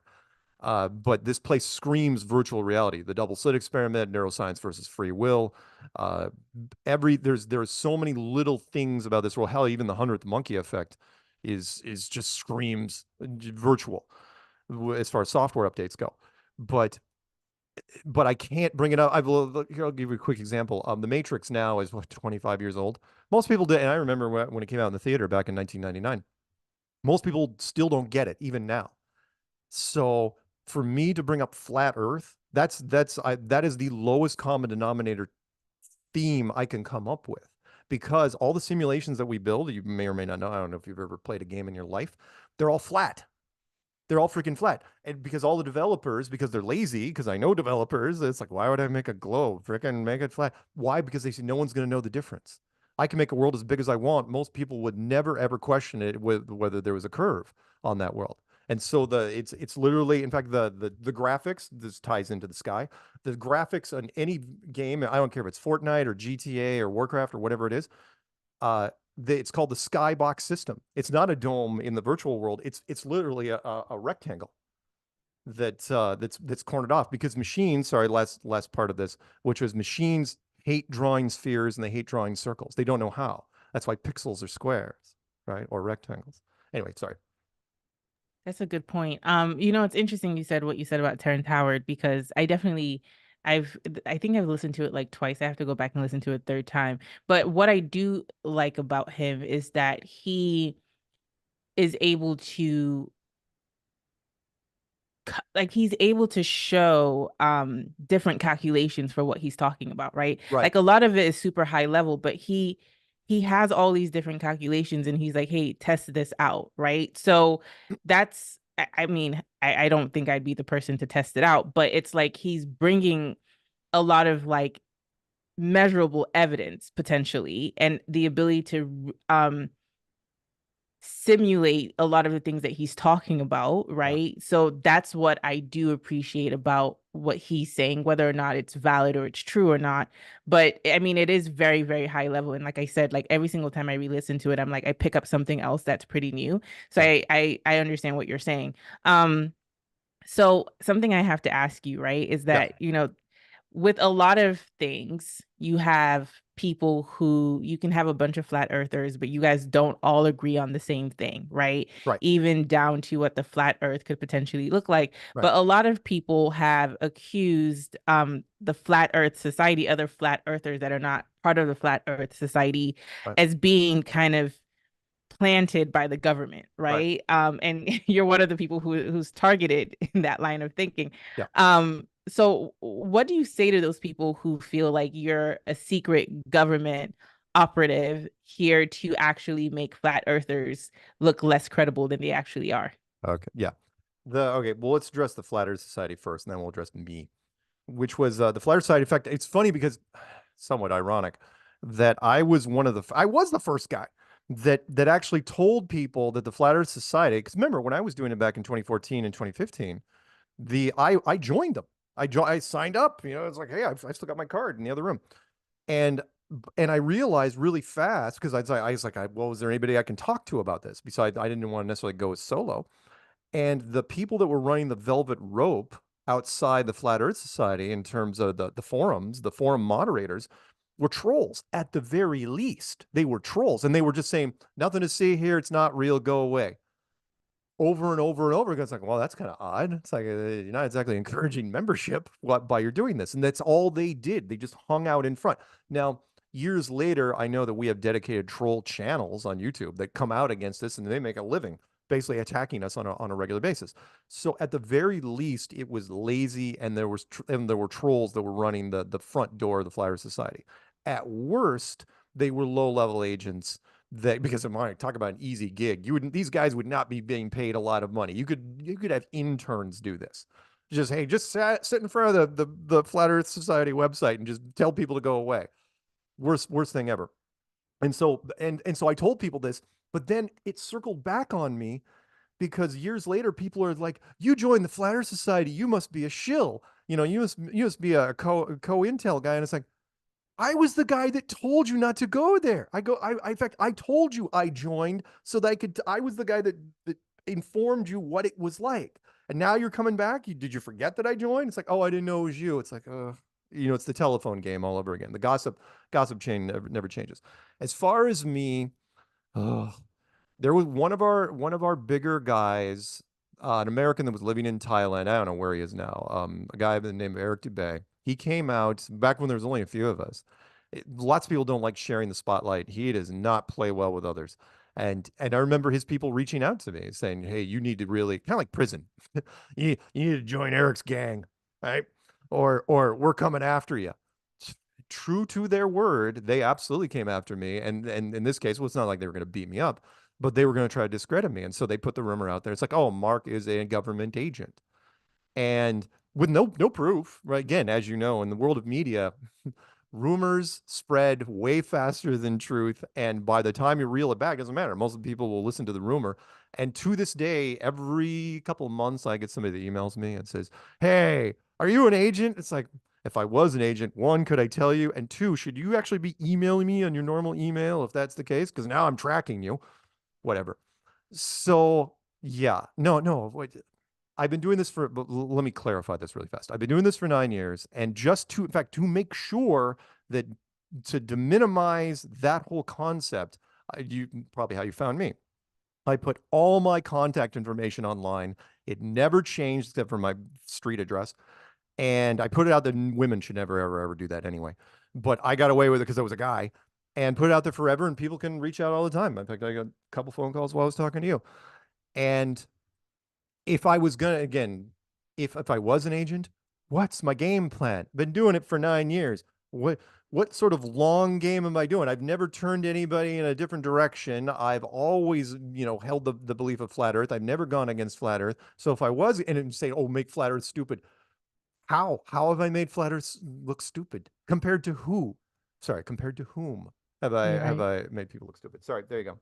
No, you're right. And speaking of long game, let's just say that we get to a point where most of the population are flat earthers, Yeah. right? Because what would happen? Like what does the flat earth society, what are they hoping to achieve, right? Because sometimes it comes off uh, uh, like a almost like I don't want to say religion because that might Oh, be you can say cult. dramatic. You can say it. Yeah, like it comes off a little like Go a ahead. cult, right? Where it's like it's like this is what we believe and we're trying to recruit as many people as possible because it's one thing to believe something Yeah. and it's another thing to I think recruiting is a huge thing like so I just kind of want to know why is it so important to recruit people into this community, and second of all, if most people end up becoming flat earthers, what does that mean? What's gonna change? Gotcha. One of us. One of us. Yeah, well, yeah, after this, I'll make sure I'll give you some pamphlets, and you can we have several compounds in the United States, other in Europe and few in China. No, no, you have to give up most of your worldly possessions. There's robes, there's chanting and stuff like no, it's none of that. However, as far as goals, oh, that's a tough one because I don't even know if any flat earther. I mean, yeah, the goal right now, if you asked anybody, the t-shirt would be just spread the word, spread the word, spread the word. Not necessarily recruiting. We don't drag anybody and do anything. In fact, I tell people, I'll tell your audience right now, look, I'm not here to persuade you or convince you. I'm here to put an idea in your head. The reason why we have a 99% retention rate, which is higher than any organized religion by a long shot, is because you're the one that tore down the globe. We didn't do it. In fact, they even talked about that in the movie. If you're the one, we just put the idea in your head and you crack open the globe on your own in your own spare time. You can, there's at that point, you have no fingers to point at. You can't point at me and say, that's your fault that I screwed up and my marriage is failing and people at work think I'm crazy. It's like, no, it's not me. You did that. It's like, yeah, I gave you the idea, but I just whispered it in your ear. I call it the, sometimes affectionately, the flat earth drug deal, which is, I'm the guy in the corner with a whole bunch of conspiracies, and it's like, oh yeah, yeah. What are you into? I got something. I don't give this to just anybody. I give it to only my special people. Don't do all of it right now. Just don't do too much. But if you do this, your mind will be super, super open. But I warn people also. I also say, but I'll get to the goal here in a second. But I warn people. I say, and I'm not kidding. It was literally the first line in my second book. I said, if you wake up every day and you think everything is awesome, life is great, right? Don't do it. Don't look at flat Earth. And this isn't reverse psychology where I say, whatever you do, don't think about elephants, right? And then immediately you start thinking about elephants. This isn't that. This is like, no. Flat Earth has a red pill, blue pill factor to it, where if you go down far enough, you're not coming back out. There's nothing you can do. You will be like Cypher in the Matrix. It's like, why, oh, why didn't I take the blue pill? Because you don't know what to do. You can't get back into it if you want it because you can't put the globe back together. As far as the long-term goal goes, at least for me, and I'll say it because I've been in it longer than most people, I really hope it's the 100th monkey effect, which is if you don't know what the 100th monkey effect is, they gave a whole bunch of monkeys off of Japan potatoes, and some of the monkeys were washing the potatoes off in the ocean because they realized like I don't want to eat potatoes with sand on it. And they realized slowly but surely the monkeys were learning from each other. But once it hit the 100th monkey, give or take, all the monkeys knew. Not just in that island, but every other island they hadn't even given potatoes to yet. It was almost like the monkeys had a mass update, a consciousness update. I call it a software update to all. It was a beneficial update to all the monkeys simultaneously. I think that applies to all life forms. I think it applies to us, which is once we reach a certain point when, to your point, when more people believe it than don't believe it, I think at that point something special might happen. Meaning, and I'll go back to the Bible really quick. We'll do the biblical thing, even though we really haven't talked about the biblical thing much, which is the Tower of Babel story. One of the greatest stories ever, and it's really surprising never made a movie on it. First chapter of Genesis, right? Which is the whole concept of the Tower of Babel. The first civilization was perfect. They were focused. They weren't diverse in any way. They were organized. They had a technology. And it's like, yeah. And they immediately realized, like, oh yeah, by the way, we know exactly where we are. You know what? Start building the tower. We're going to make a bridge straight to the top. We're going to meet God. And that's the story in a nutshell. And then God looks down. He's like, nuts. This isn't going to work out at all. And so God's like, you know what? Language, scatter, scatter, scatter, scatter. Let's reset this thing. That was a wash. It was probably the shortest lived civilization ever, right? Imagine that, but in our version, right? If all of a sudden everybody, I think that's what every civilization has this. If they figure out where we are, I think there's an old saying, I don't know if it's relevant, but I like that saying. It's pretty catchy. And that is when all the students are in their seats, the teacher then arrives. And I think once we figure it out as a group think, I don't know what the threshold number is, but once we figure it out, I think at that point, we're kind of let in on the secret. It's like, okay, that's it. Here's what happens. Who knows what happens then? Maybe an advanced civilization shows up. Maybe the superintendent shows up. Maybe capital G makes an appearance. Don't know. But that'd be my goal, which is Yeah. something special. Why not? Because everything I've seen about flat Earth is a positive thing. I have seen no negative things. You haven't seen us blow anything up or shoot anybody. I mean, we've done, I don't know how many events. There's been no violence. No weird person has done anything. Nobody set themselves on fire, as far as I know. So if it's that positive, why not continue it? Right. Okay, so there's so many things here. Like you mentioned the biblical part of the conversation, Right. and I know that there's one a lot of people draw text from what do you call it? Revelations, for example. And I think I had that somewhere. I'm trying Revelation. to Revelation. Yeah, Yes. that's right. I There always are use there the are S. no, that's right. Everybody does it. There are Yeah. revelations in Revelation. But yeah, it's just Yeah. called Revelation, Revelation. Yeah. right? That's a Um Mandela effect thing too, by the way. Maybe, yeah. So I know, for example, in Revelation 7:1, Yeah. someone said, it speaks of the four angels standing at the four corners of the earth. And Yep. that's what people use a lot, but it doesn't explicitly say the earth is flat. Right. People also point to Psalm 75:3, which says God holds the pillars of the earth firm, Well, yeah. right? Um, so there's also Deuteronomy, which I'm pulling up right now, Yep. 13:7, Yeah. which talks about some of the gods of the peoples who are around you, whether near you or far from you, from one end of the earth to the other, Yeah. right? But again, I don't know if that necessarily says that the earth is flat, because then you also look at Isaiah 40:22, There you go. There it and it is. says That there is one one verse. who dwells above the circle of the earth, Yep. right? Where this one is the most descriptive of Right. what the earth is, whereas the other ones are kind of anecdotal, and people, in my opinion, Right. are interpreting that to mean, well, the four corners of the earth, that means the earth is flat, but Right. it's not explicitly using the word flat. Whereas in Isaiah 40:22, it literally calls the earth a circle, Right. right? With someone dwelling above it. So And just wanted to oh dive no, deeper I into got you. those. And that's perfect. That's a perfect lead in. By the way, yes, four corners of the earth. Where is a corner on a globe? But So the other thing, the circle part, and again, the biblical guys jumped on this immediately, which was circle. The technical term for circle isn't globe or sphere or ball. Globe, sphere, ball, those are three-dimensional things. You would never say it's not called a basket circle or a base circle. It's called basketball, baseball, and well, football doesn't count. So, which shouldn't be a football anyway. It's soccer, it's whatever. So, but yes, to that point, sphere, ball, globe, different in Hebrew than circle. However, love the fact, again, remember what I said in the beginning where pastors hold on to Isaiah 40:22 with their fingernails, hoping it's like, oh God. And it's like, really? So Isaiah 40:22 has veto power over things like, I don't know, Tower of Babel, which is a great one, which is if you're building a structure to heaven, how's that work on a globe? That's just a toothpick on an orange, right? They're just spinning around and around. Where's that going? It's going nowhere, right?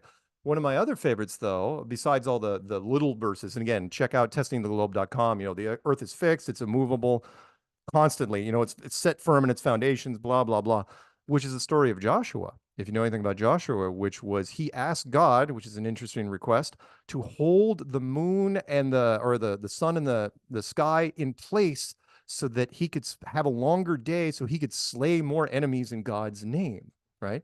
And God did that. Well, suspending the solar system, hitting pause on a solar system is a physics nightmare, right? It's just like, okay, we're just going to stop the entire solar system. Oh my God, it'd be horrible. The oceans, it would be a nightmare compared to, say, just saying pause on the sky. Well, that's easy. We do that in a planetarium all day long. You want to hold the moon right there? Yeah, click. That's all it is. So between that and all the other things, no. There isn't a biblical person in our community, or hell, even outside our community. The only thing they can latch onto again is 40:22. Isaiah 40:22, circle, which could be your dining room table, can be a hubcap, could be a dinner plate, does not have veto power over the entire Bible, including, I don't know, Genesis. But So but the four pillars of the earth thing, right? To go back to that, to yeah, four corners of the four corners of earth. the earth, right? Isn't that just that could just easily be north, south, east, and west? That doesn't necessarily mean that it's a literal corner, unless you're putting a literal interpretation to the word Mhm. corner. I mean, I guess you can make the same argument for putting a literal interpretation to the word circle, but Right. I do think that seems a little bit more descriptive, right? Like Sure. than just calling it the How, four corners of the earth. However, if I was going to build this, here's where it gets weird, right? So in some of the maps, including the Orlando Ferguson map, which I love so much, even though it's shaped like a roulette table, and I know I'm not supposed to say roulette table because all the numbers add up to 666, bet you didn't know that, and they do. It's actually true. It's like, holy crap. So I stopped saying it. But in his map, this thing was sitting in a box, where it was cornered off on all the ends. Remember, engineering wise, I don't care if it's software or real, all engineers will tell you the same thing. They like squared it off, they like corners. No, which is, remember, the Hollywood, if you were going to do this in a Hollywood studio, you wouldn't do it like this. You do this inside a giant square building. So when it comes to the four corners of the earth, yes, of course they take it literally. And why wouldn't they? And you said, well, but it could be metaphorically for, for the compass, north, south, east, or west. Like, oh, you said, unless you were taking it literally. It's like, yeah, we are taking it literally.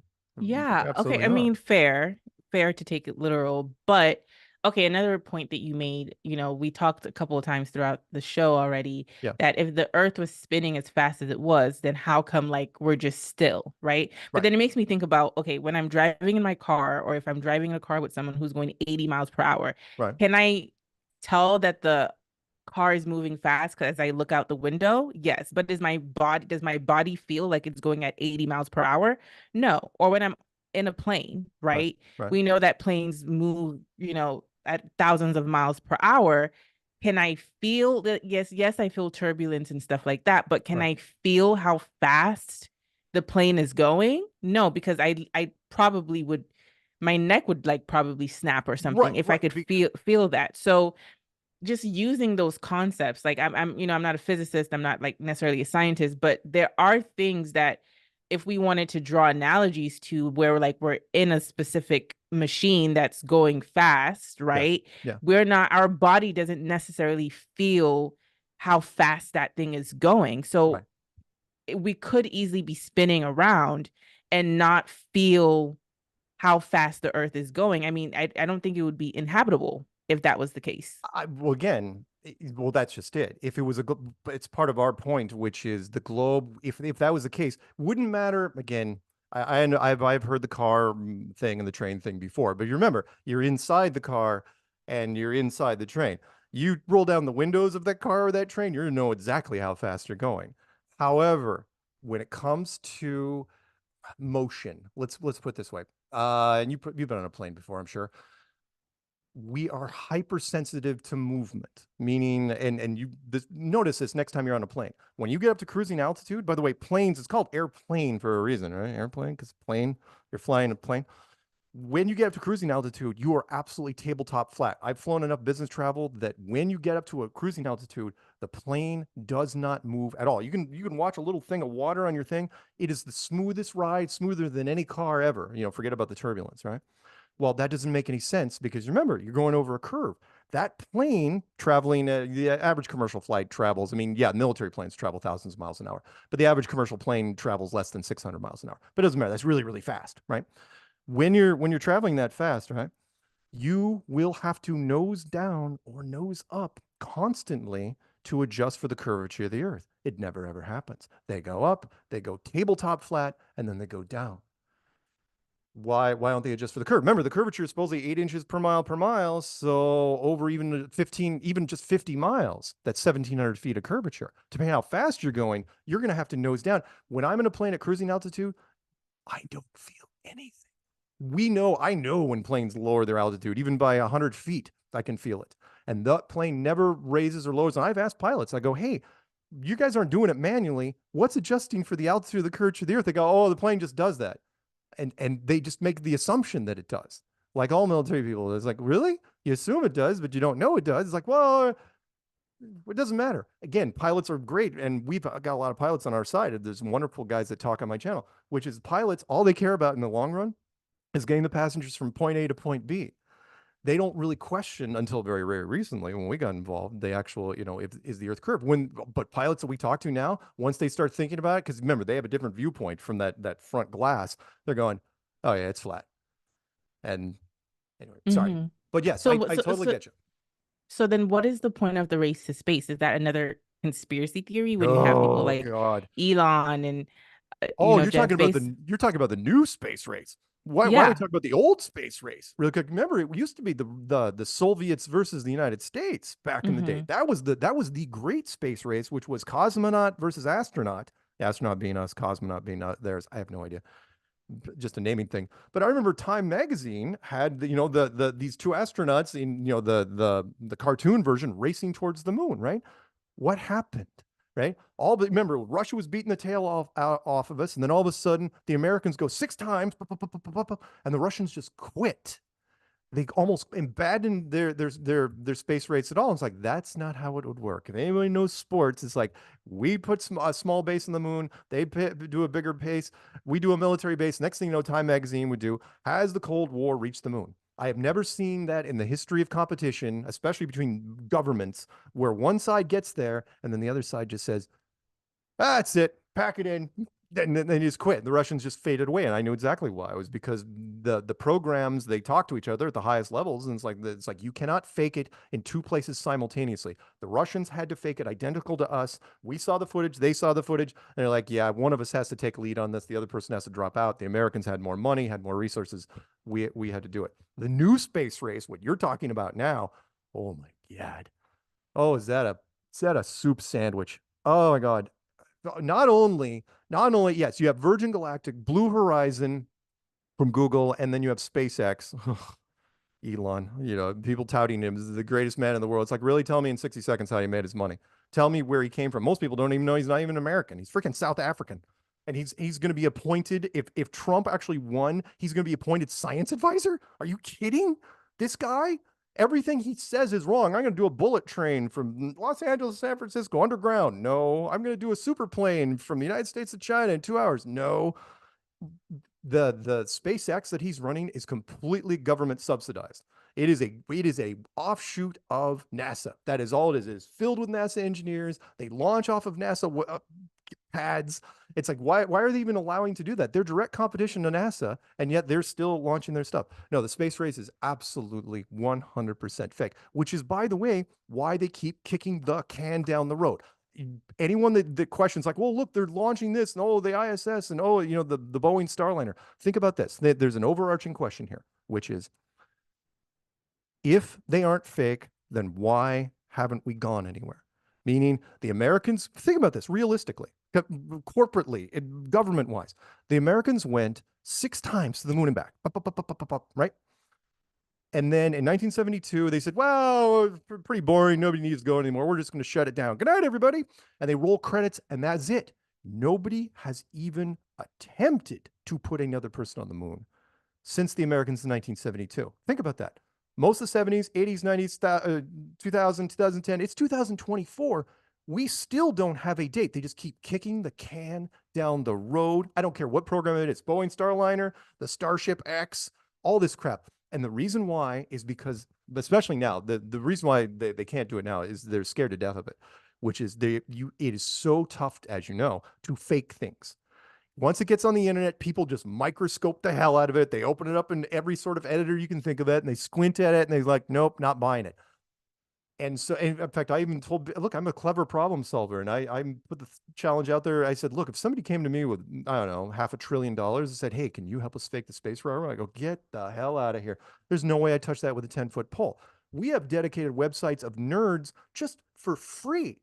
We'll do things like moviemistakes.com, right? Where they analyze every frame of every movie and to see if there's continuity errors. If you know anything about movies, everything's shot out of sequence to save money, right? And if a coffee cup moves from here to here and the guy didn't move it, someone's, oh, look at that coffee, or the coffee cup's gone. What happened to the coffee cup? Right? Sorry, let me use a movie reference real fast on you. Lord of the Rings. You ever watch Lord of the Rings? Yeah, okay, you know of it though. So the first Lord of the Rings movie, think of it as a multi-million-dollar movie, right? Big franchise movie. Actually made it from the beginning all the way to the theaters, right? Think of how many people went through editing and music and re-editing and production manuals. Remember, production assistants, their job is to stare at the film and make sure there's nothing weird happening on the screen, right? Made it all the way to the theaters. And then all of a sudden, the hobbits are leaving the Shire, and there's a road in the corner with a white car driving through it. It's like, what?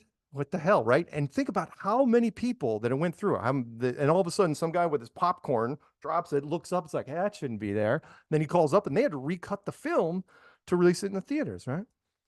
Imagine trying to fake a moon mission now with what people would do to it. I mean, our people, I mean, our good Lord, our community alone would destroy it, which is why every time they do something, here's the great thing about social media. If you're in government agencies, is now you can analyze stuff in real time. What the population, you don't have to wait.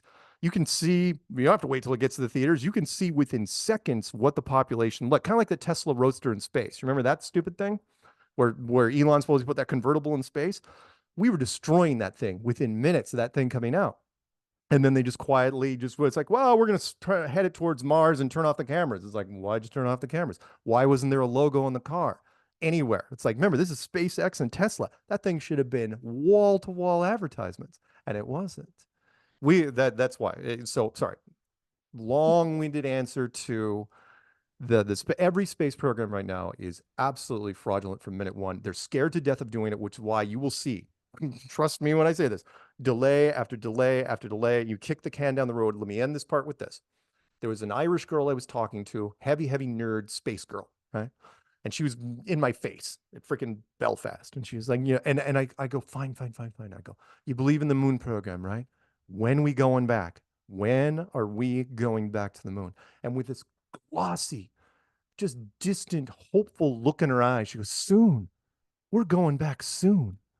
It's like, yeah, you all say that, right? And then a year comes down the road, and then they say, oh, well, it's going to be delayed another 2 years. And it just keeps happening. It's been, think about that, 1972, that's, what was it, 52 years? It's a long time. No Well, attempts. what if we just don't have the right technology for it? Maybe they Oh, just come keep iterating. on. I mean, okay, so the good thing about the flat earth theorists is that you guys are questioning things, right? Yeah, Do I believe that there's certain government conspiracies? Of course, right? Because we live in a world where a lot of politicians aren't honest and they're self-serving, right. right? But I do think it's important to question things, Yeah. right? But then there's also a point where like it almost comes off like most flat theorists don't believe in everything is a conspiracy, almost.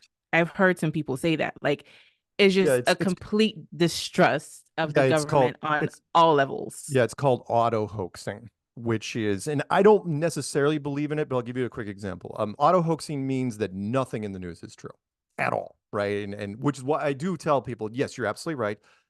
Question, it's one of our things. Question everything, right? Not necessarily condemn it, but question it. Look at things for what they are. I'll give you a really quick example. You'll like this. So you've heard of things like the Loch Ness monster. Probably heard of that, right? Loch Ness monster. You know, big dinosaurs. Some dinosaurs are still around, or you want to call them big swimming lizards. That's fine. Reptiles swimming around in a loch in the lochs, the lake, deep lakes of Scotland, right? That's what the Loch Ness monster is. Are they real? Yes or no? It's like, well, people be like, no, it's silly. It's like, really? Okay. Look up a fish called the coelacanth, Coelacanth. It's an old prehistoric fish, right? Ugly, a whole bunch of extra fins and sharp teeth. Not very big. I mean, it's pretty big. You probably couldn't carry it. And the coelacanth fish, well, they found fossilized records of it, and it's been extinct for at least 70 million years, right? Every single scientist in the world would have bet the frickin' farm that this thing was extinct for 70 million years. Well, then the British government found one in a net off of South Africa in 1940, and then another one after over Mozambique, and then another one next to Madagascar. And you're saying, hey, wait, aren't those in the same continent? Yeah, they're swimming all over the place in Africa all day long, right?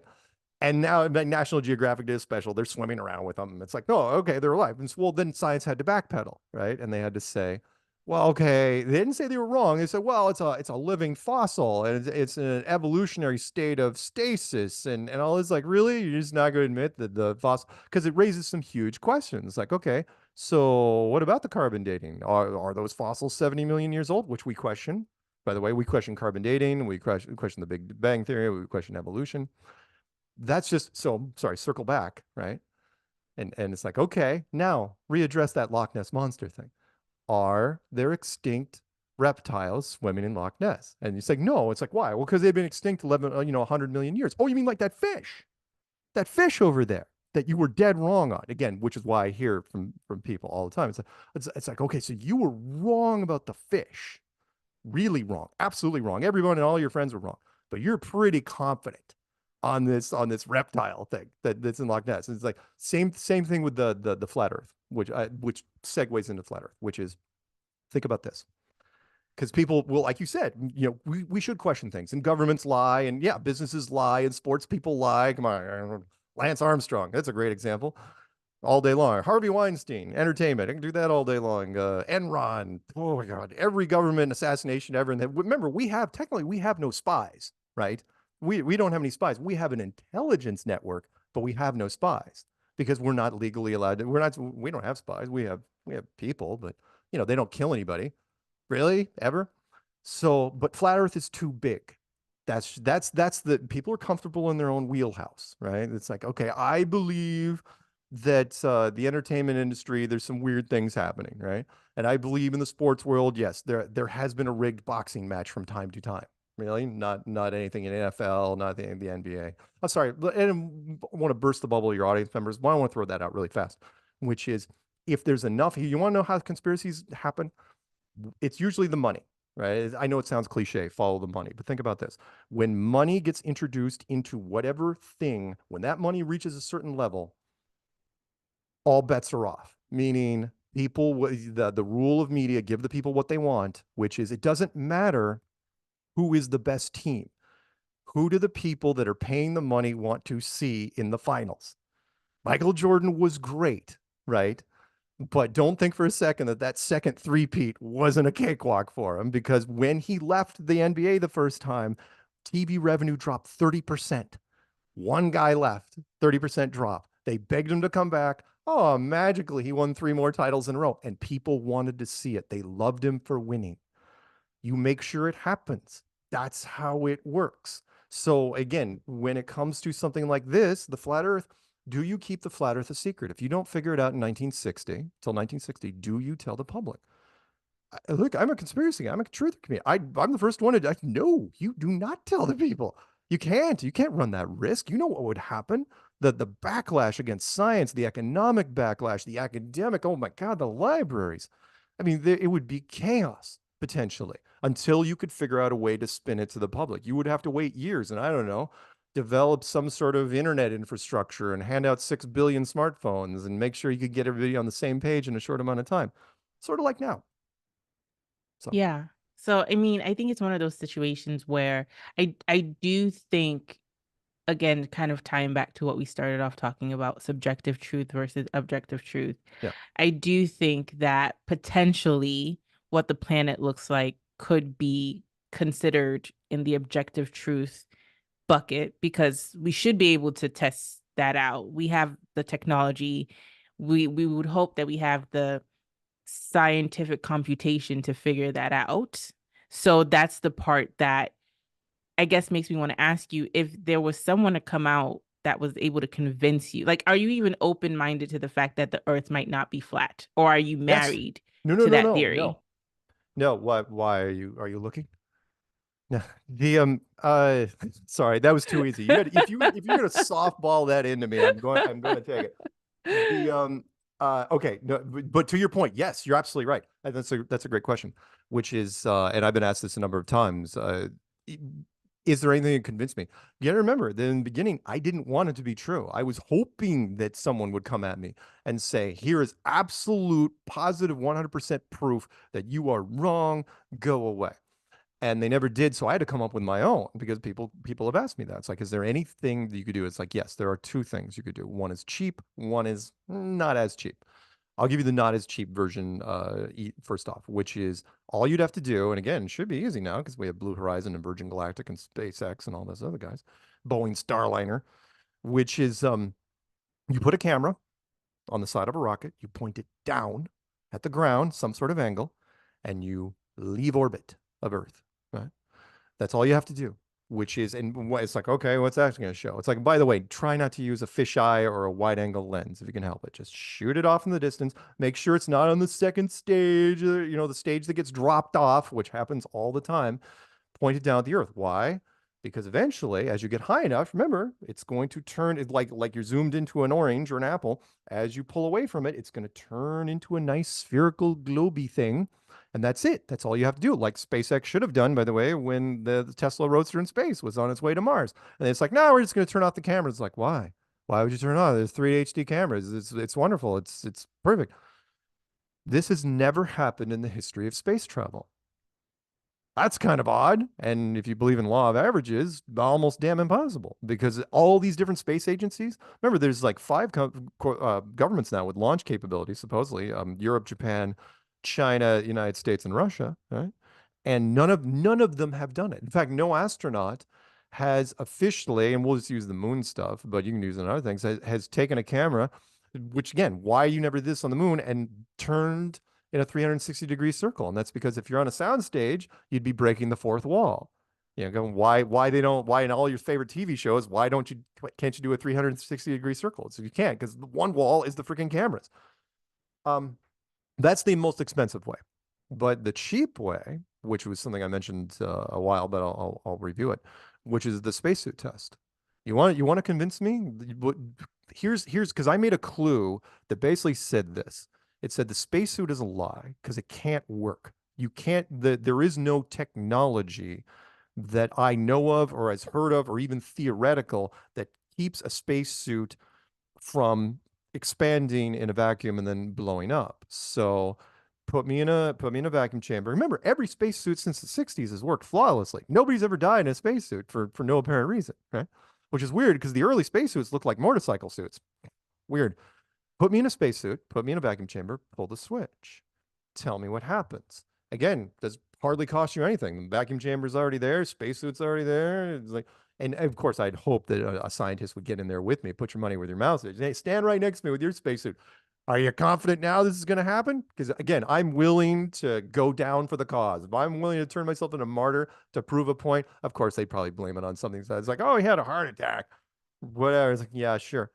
But between those two things, oh, yes, that was now would the spacesuit absolutely convince me otherwise? No, but it would be pretty damn close because the physics behind it don't make sense.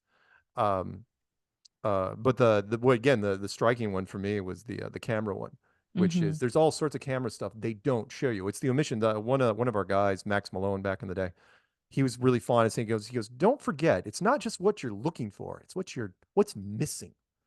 Certain things, it's like omission is a very creative way of misdirection, where you're looking over here, something should be here, but it's not.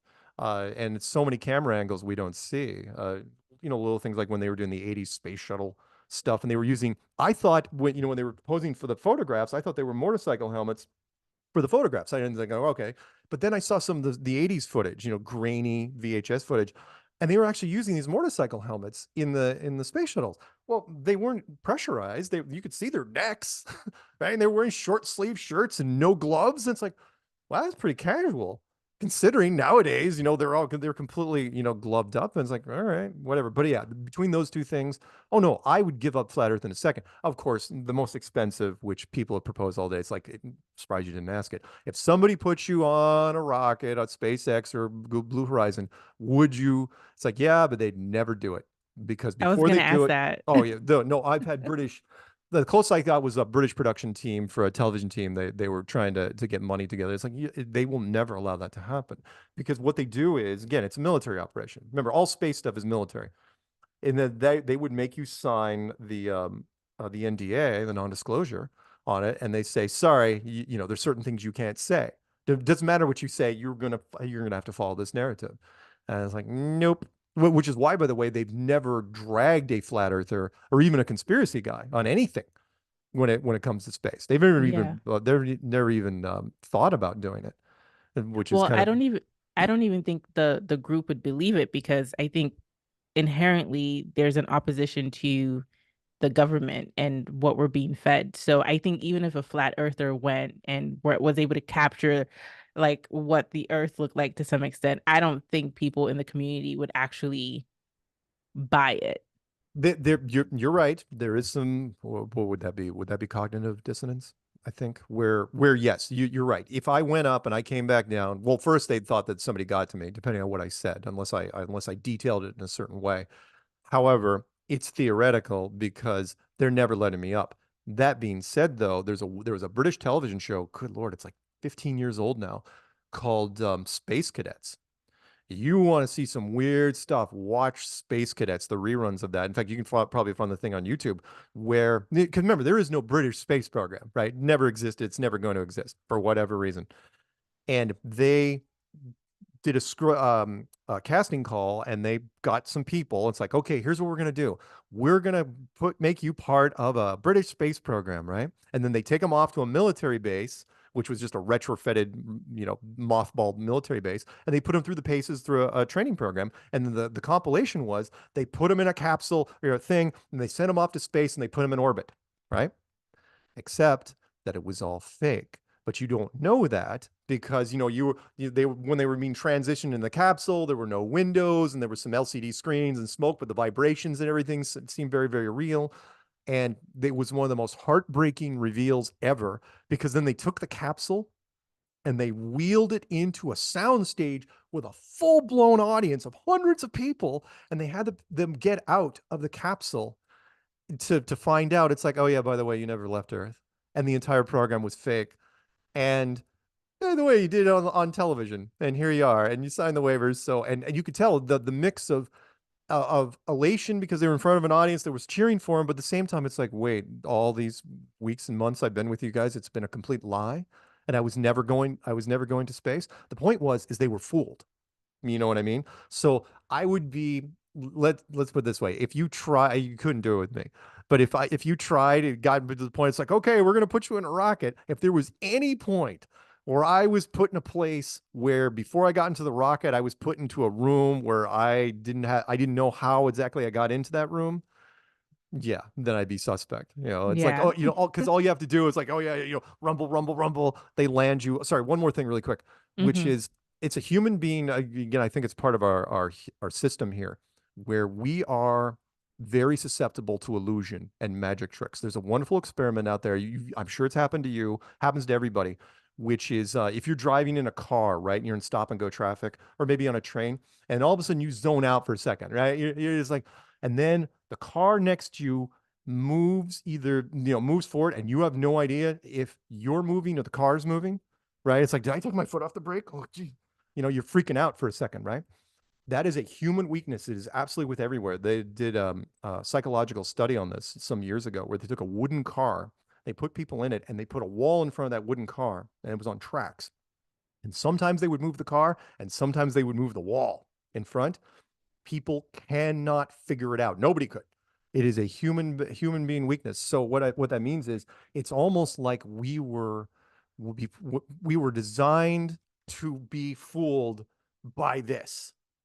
Meaning we are subject to any sort of simulations that are out there, which is why flight simulators work so well.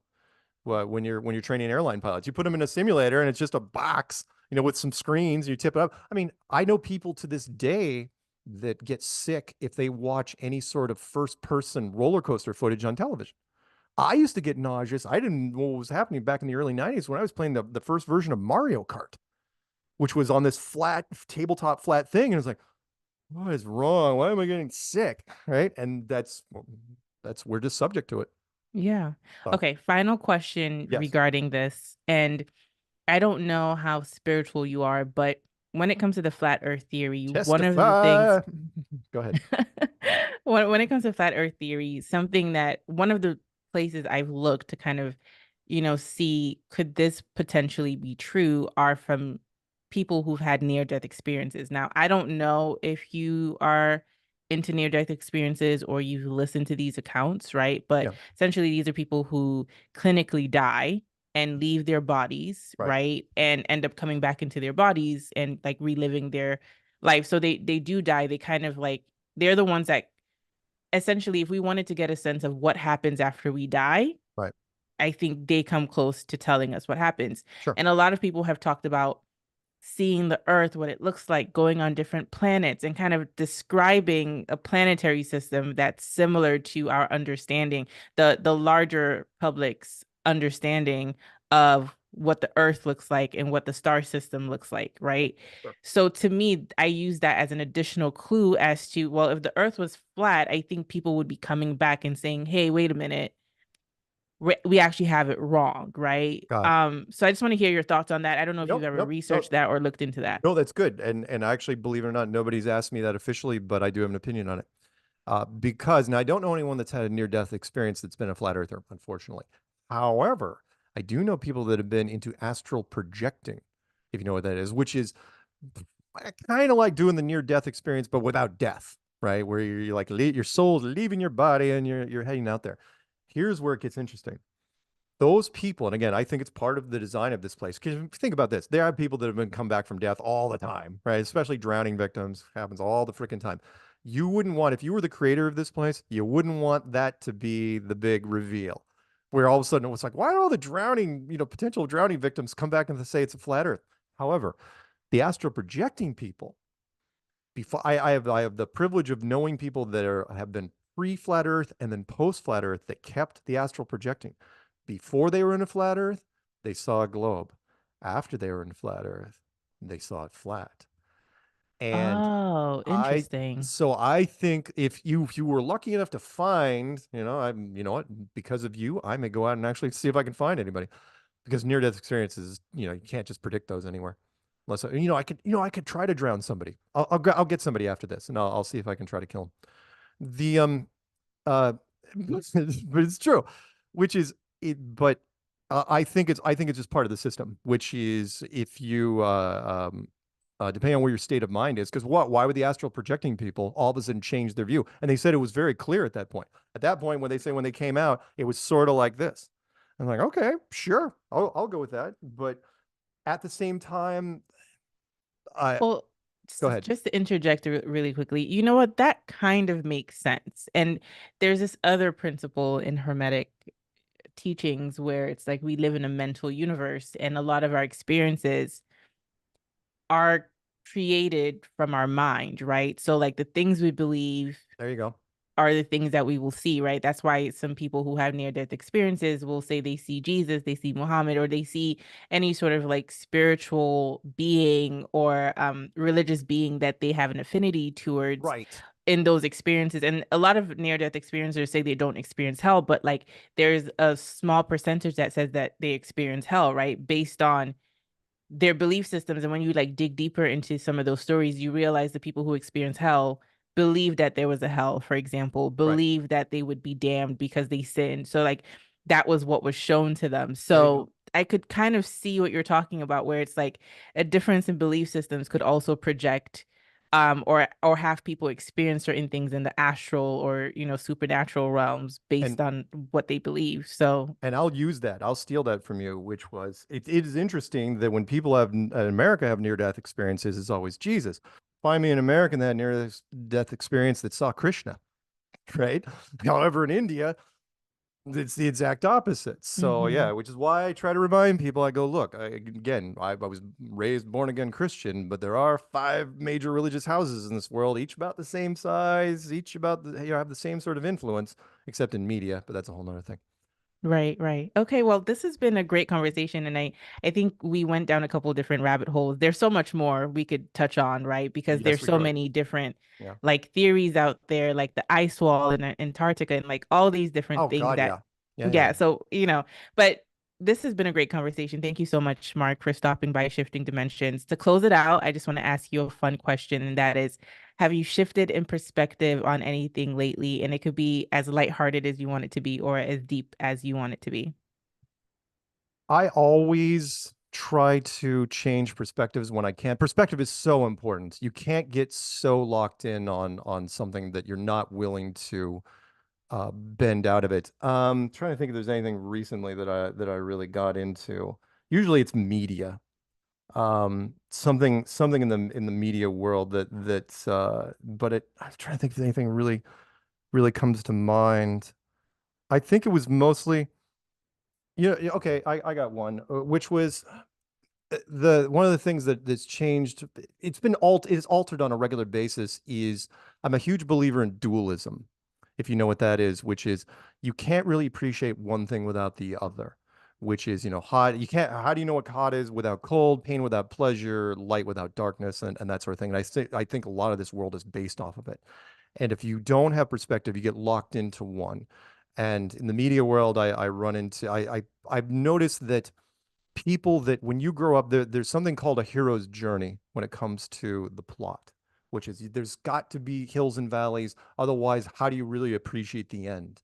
And so when people think they're down, about certain, it's like, oh, why has this happened to me? It's like, look, if it didn't happen to you, right? What would you have really gained in the process? As much as I know, and I know in our community, for example, like in Behind the Curve, I tell people, let me end with this, otherwise I'm going to drone on, which is they in Behind the Curve, I ask people, okay, what would you change about the movie? It's like, oh, I take out the scientist and the astronaut and the psychologist. And I go, oh, so you'd remove all the opposition.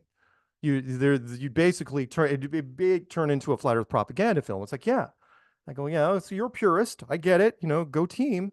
But that's not a good storytelling, right? You want the hero is defined by the villain, right? You have to have a villain. You have to have a hero. You have to have the ups and downs and the climactic ending. The all great stories boil down to this. Sorry, last thing, which is three parts. All great stories, which is you introduce the characters, you create a challenge for them, and then it's resolved one way or the other. Right? It's either a happy ending popcorn movie or it's a bitter tragedy that wins all the awards, usually.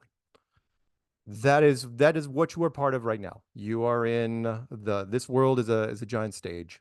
And Shakespeare said it. We all the world's a stage and we are just players in it. There it is. It's my last ending.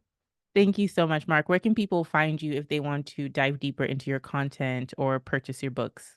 If you like me, if you like what I've been saying at all, then just search Flat Earth Mark. That's all you have to do. Go down the rabbit holes. If you don't like me, my name is David Weiss, and my channel Well, is thank you. Sorry, go ahead. my channel is deep inside. No, no, but seriously, no. Dave's got some good stuff. But all you have to do, I don't give out any websites or anything like that. Just type in any search engine, Flat Earth Mark. You will go down rabbit holes. Don't just listen to my stuff. By the way, take what I have said to you today with a grain of salt. In the Mm, end, do your own research. Figure it out by yourself. You will be much happier for it. I appreciate that. Thank you so much, Mark, for stopping by Shifting Dimensions. Thank you. Yay, that was awesome. Oh, good. Um, that was a great conversation. That was really fun for me. Oh, And good. I've never really had, like I said, I've always kind of wanted to, get into the mind of someone who's a flat earther. And Yeah. I'm like you in the sense of like, I don't just villainize things, right? Like people hear someone say like they're a flat earther and immediately like they just kind of villainize that point or view or perspective. But Yeah. I think there were a lot of things that you said that I resonated with, especially when it comes to like the potential creation of this planet Yeah. and who did it and all that stuff. But yeah, this was fun. Thank you so much, Mark, for just being Oh, so open oh, and happy to do like, it. yeah, this is Happy to do it. great. If Yeah. if if you need any other resources, or Mm-hmm. if you run into anybody that you want to talk to Mm-hmm. in our community, just let me know. Just shoot a thing out. It's like, hey, is there any way? Because some people, I'll Mm-hmm. generally answer emails, but other people, as you know, I'll be like, I don't know, you get away. Yeah, yeah, yeah. So I'm more than happy to hook you up. I appreciate that. Thank you so much. And I'll let you know once the episode is published and I'll send you all the links and all that good stuff. Cool. Thank you. Okay. Thank you. Thank you. All right. Bye. Bye bye.